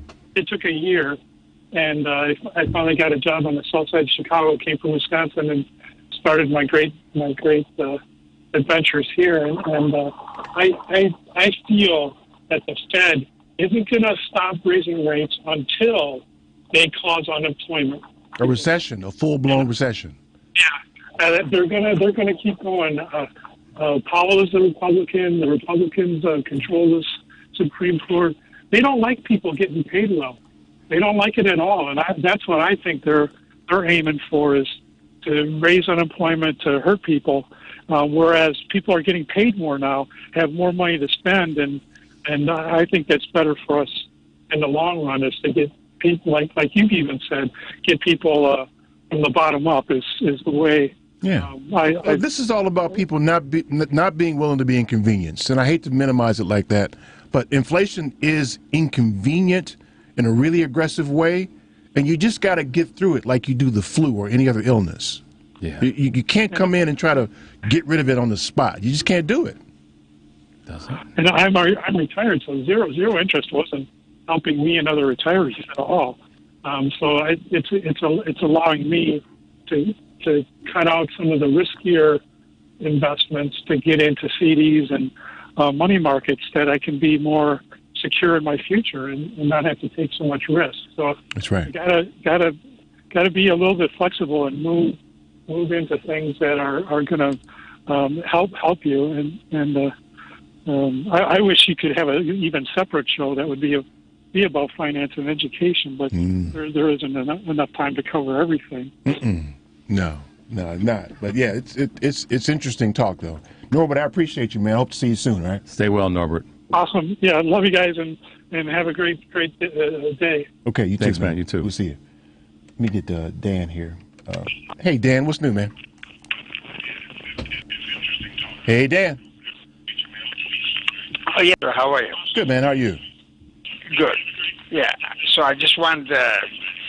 Hey, Dan, can you turn your radio? Can you turn your radio in the background off, because we got a little bit of an echo? Absolutely. No problem, man. Sure. Okay. It's a real delay, isn't it? Yeah, I wanted to mention. I think what we have to do is, like the after-school programs and stuff like that. You got to get the YMCA and the boys clubs and girl clubs involved in like the after-school stuff, so I can get the kids off the street and so forth. And maybe the Board of Education could also do that and help us with getting that happening, and also some programs, civil thinking happening in the schools, because I've been a teacher for many years, and I really do think that that's all they need, a little extra help. Yeah, and so is your observation that our students have gotten way behind because of the the pandemic? Oh, that's happened, yeah, too. But they've been behind anyway as far as like civil thinking, You said, well, wait a minute. What do you mean by civil thinking? What's that mean? Well, I think that I don't think they trust the police. I don't think they trust authority and so forth. I don't think they trust the teachers. I don't think they trust anybody.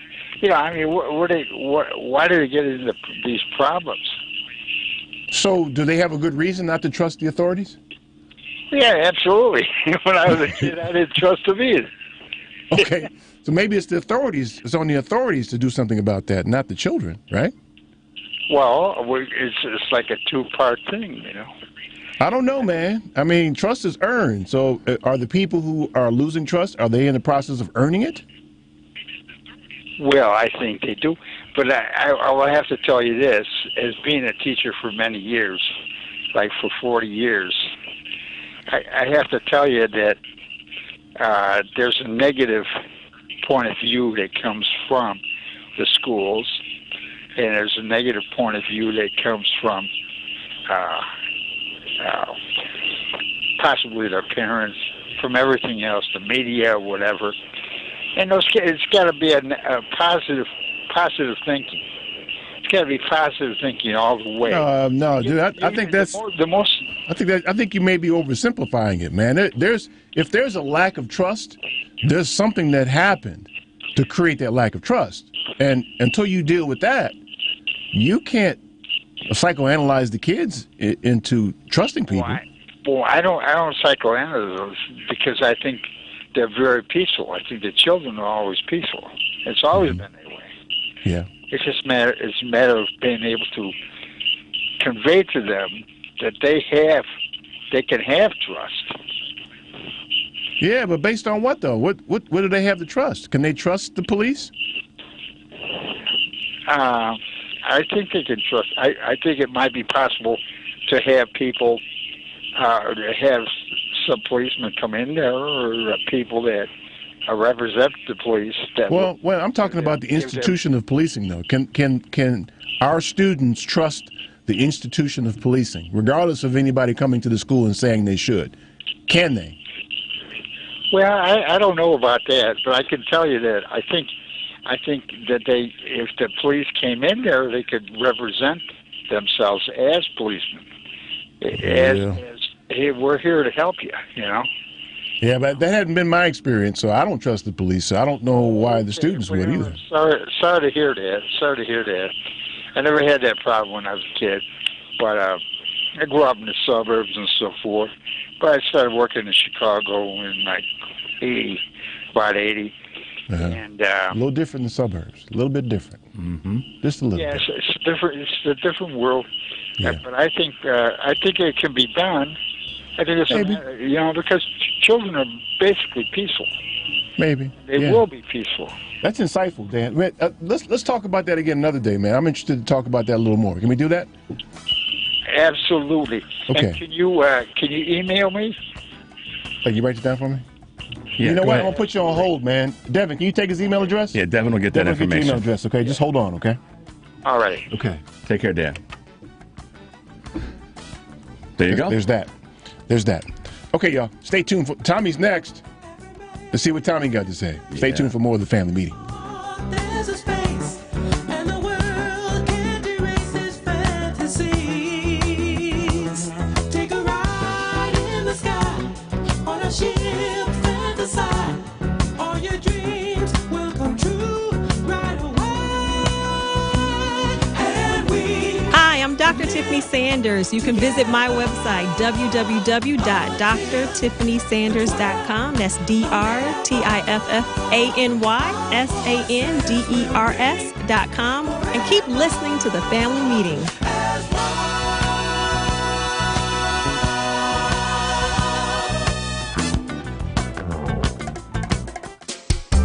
We do. We buy, we sell, we move, we store. Anything, anytime, anywhere. We are We Do, the company that handles all your stuff. If you have anything that you want to do something with, please call us. We buy, sell, move, store, donate, discard. Anything, anytime, anywhere. eBay plus U-Haul equals We Do. We are moving at the speed of life. Call Terry Calloway, 312-343-9973, or via email, contact him at terrycalloway58@gmail.com.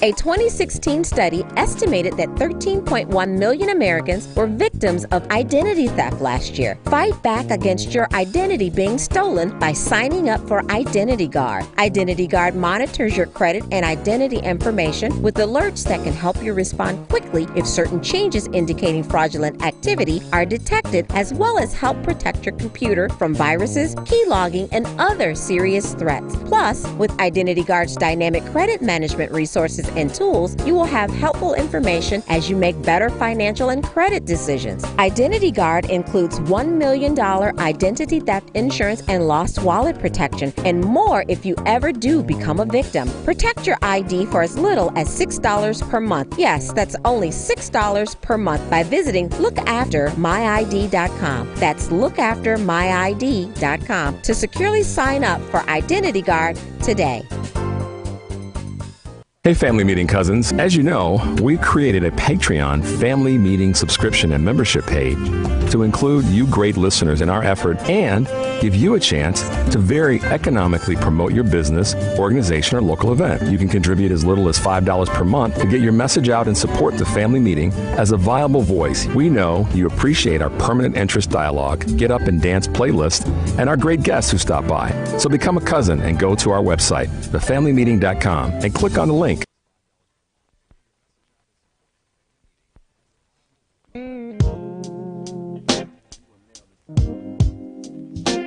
This song right here is to that person. I ain't gonna even mention his name. They said I couldn't do nothing without him. Who are you to tell that I can't go on without you? And why you telling me never gonna survive? But once upon a time, yes, I believe that but sorry, no way, no how. You can't control my mind. My name is Cecil B. Lucy, attorney at law and a certified public accountant. Welcome back to the Family Meeting. I'll tell you what, man. I love listening to Leela James sing, boy. Yep. This girl got this voice, little bitty girl. Big got voice. this voice, man. That is just so soulful. Listen, that girl, man. I know. Well, I will tell you, I had that moment with Ella Fitzgerald this weekend. I listened to some of Ella's stuff. Yeah. Her voice is just so clean and literate, but powerful. Yeah. Like she hers, put it out there, yeah. But not as soulful because of the the music that she sang. Because Leela's gravelly, too. Yeah. But damn, Ella Fitzgerald. Yeah, forget about it sometimes. Man. Yeah. We got some great singers, man. Sure do. Don't we? Yeah, but this comes from her feet. She's singing from her feet. She got up. This is what she did. They invited her up on stage. She wasn't part of the program. They invited her up on stage, and she was walking up. You gave her a hand to help her up on the stage, and she kicked off her shoes before she started to. She grabbed the mic. You knew it was on there. That's right. She kicked them shoes off. That's right, man. So listen, man. Let me say something else about that last call too, which is an interesting conversation. I think we probably, in all the years we've been here, we've had it before, I'm sure. Mm-hmm. But for a good while, it's been my assertion that as it relates to education, there are four parties involved, and all four parties think the other parties are the problem. There are the teachers, there's the administration, there are the students, and there are the parents. And the teachers run around blaming the parents, administration, and the students. And the parents run around blaming the administration and the teachers. And the administration blames the teachers and the students and the parents. They go round and round. Everybody else is the problem.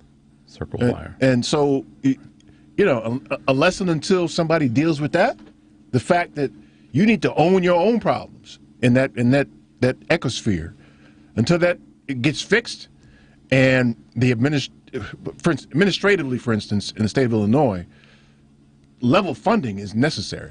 JD needs to come in there and level fund all the schools. That's a start, because then you don't have any. We don't have the resources that y'all have. Everybody got the same resources now, and so the disparity question is gone. You eliminate it. And when you eliminate that, then the issue that parents have in certain areas that may have lesser resources is now balanced out. And we've said this. Eric has said this so many times. Man, it's a wonder. almost cussed. That. Because every time we have the conversation with someone, we come back to, okay, there's some responsible parties and everybody's going to own their own mess. Right. And there's some systemic things that have never been corrected. Right, like level funding. I mean, think about if you just gave every school the same amount of money per pupil, right? And now you could look at the schools and say, all y'all got the same money, but you ain't performing as well as the other people, so it's got to be you. Right. It can't be you don't have the resources. Because the only way to have a litmus test is to create a level playing field. A common denominator. To then actually measure and have data. Right. But okay, the programs that have more right now and more success right now are looking at it as a zero-sum game conversation. Right. And as a result, you take from us, we're losing out because you have. Right. They block legislation. Right. They block conversation about it. Right. You don't want to talk about it. They don't want to talk about it. Right. And the only example I can present, which is relevant to our conversation today, are HBCUs. Punch way above their weight. They produce more product for our society than anybody else, and they're way underfunded. Imagine what would happen. But see, that's the other part of the conversation. Right. If they were properly funded, what would they do then? Everybody, because you can't fake the funk on the data of the output. No. So you look at it and go, well, damn. And so the people that block the funding and block the conversation, I know we got to get to Tommy, they recognize this is what the HBCUs would produce if they were on level playing field. That's right. That's exactly right. Sorry. Let's see what's on Tom's mind, shan't we? Yes. Tom, what's up, man? Let me say this to you guys. You know, last week I was actually relieved when the phones went down because I am constantly amazed at the insensitivity that we have as a society when it comes to certain things. Just like, for instance, education, as you guys are speaking of. It is not rocket science when you stop and you look at the data, the facts. It is not rocket science when you begin to recognize and understand and accept the narrative called Skip You. See, watch this. The one thing that you know about murderers is that they give no quarter to their victims. They do not care that they have not done anything to them whatsoever. It does not matter.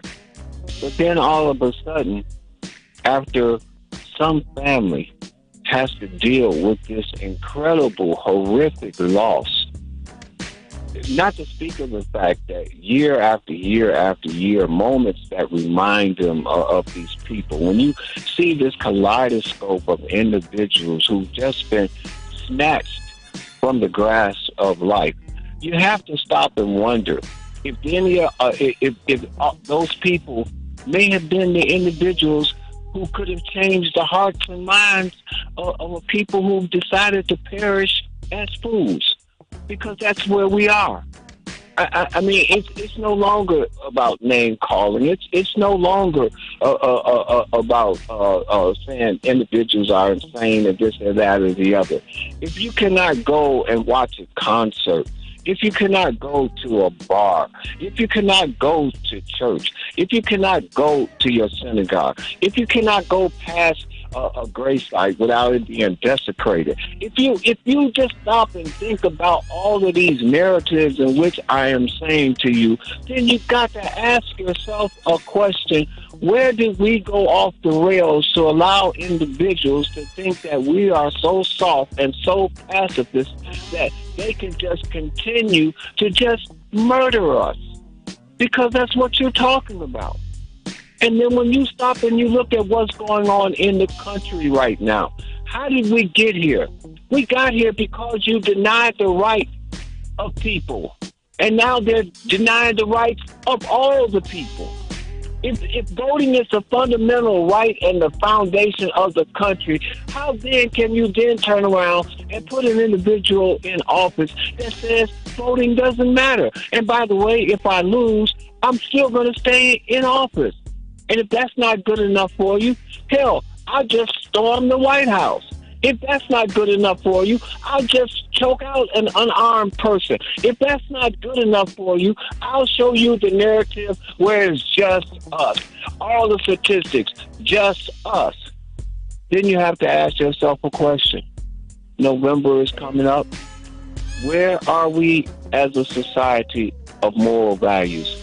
Because the last time I checked, the cost of living has went up, wages have gone down, and every time they give you any sort of increase in your wage, they then increase goods and services. This country outsourced the jobs. And I close now because it is important for us to recognize one simple thing. I have never played a basketball game where before we went out there on the court, we were already told that we were going to lose, no matter how far off the game was. From the election of Joe Biden to now the midterms, it has been clearly said that the Democrats were going to lose the House and they were going to lose the Senate. And when you stop and you look at exactly what it is the Republicans are putting out, I close with this. What plan are the Republicans putting forth to say we are once again a sovereign nation? What plan? Keep listening to the family meeting, because you know what? As these days unfold, I think you better start cherishing them. I think you better start using your cloud. I think you better start recognizing and understanding that uninformed and ignorant people are dangerous, and then recognize one simple thing, that I have recruited automated systems. I have begun to make bricks without straws.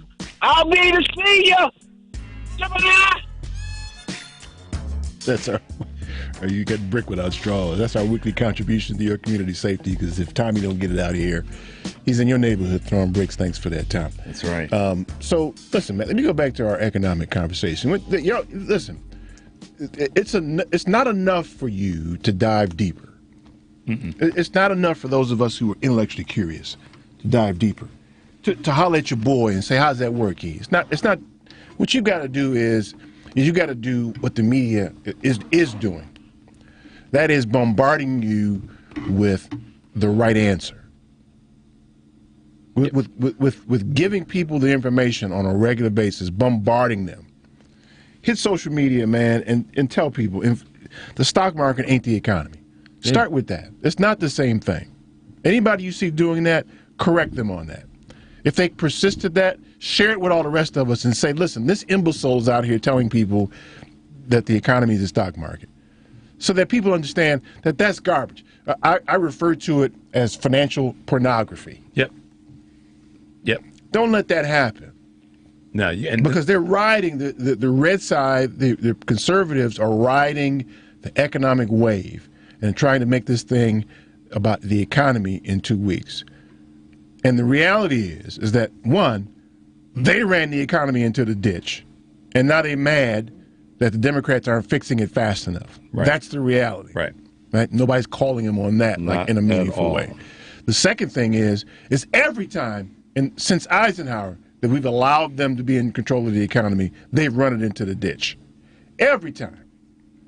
From Reagan on. From Reagan on. Yep. So somehow people forget that, right? They just forget all about what happened, and that these people have been trying to fix the economy. That's not an endorsement of the Democrats, not at all. It's just it's what happened. It's what happened. That's all. That's Thank all you. it is. It's what happened. That's it. So no, y'all can't have it back. Somebody trying to run it into the ditch, and they have. Right. And then somebody else is trying to fix it, and their methods may not be perfect, but they were trying to fix it. And somebody needs to raise hell about the Fed. They screwed this up. Mm-hmm. Don't screw it up again by inducing a recession. Yeah, because and remember, a recession is something that you only know about after it's done, or almost done. Yeah, Right? it's a quiet slope. It's a measure. It's got to happen before you can measure it, though. That's right. You can't. And that's why these questions are so just dumb questions. Are we going to have a recession? Okay, so sorry, I'm just going to shut up. I know. Yeah. So listen, You could email me. I'll give you what I know. I don't know everything. I have a working sources. knowledge. Yeah, Eric has a working knowledge, and he's got sources because he wants to find out what do I not know. So let me dig out and dig in and see what's out there. Yeah, that's what more people need to do. But start with the fact that the stock market is not the economy, because you watch on the financial pornography, they talk about the economy and then immediately show the market. And then they may not say it directly, but they make you believe they're the same thing. Well, they try to make the correlation, and so then I asked the question, nerding out, why are they doing that? Because they're lazy. Well, they're lazy, and it's about the money that they generate from their corporate sponsors, creating sensationalism. It's just not the same thing. It's disappointing that we live in this time when there's people who've sold themselves as being the smartest people in the room just keep fumbling the ball at the 1 yard line. Yeah. So, I mean, they're going to mess around, take the House, maybe to send it back based on the economy, and it's not going to be based on any information that's reasonable. It's not. And that's because the Democrats are terrible messengers, and you listening right now, you haven't pushed back in a meaningful way. Not enough. No. You got to get loud. You got to use the same microphone they're using to push back. Yep. That's all you got to do. Do that. So we're going to do it too here. Yep. It's all the time we have. I want to thank you for yours for our white slave Devin. Thank you so much. The Black Asian dude. Yes, sir. Tune into the family meeting every Sunday at 4. I'm your host, Eric Grant. Peace.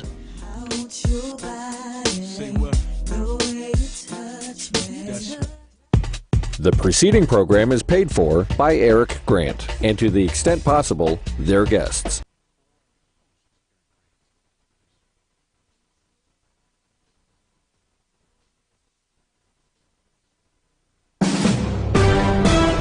NBC News Radio. I'm Chris Caraggio. The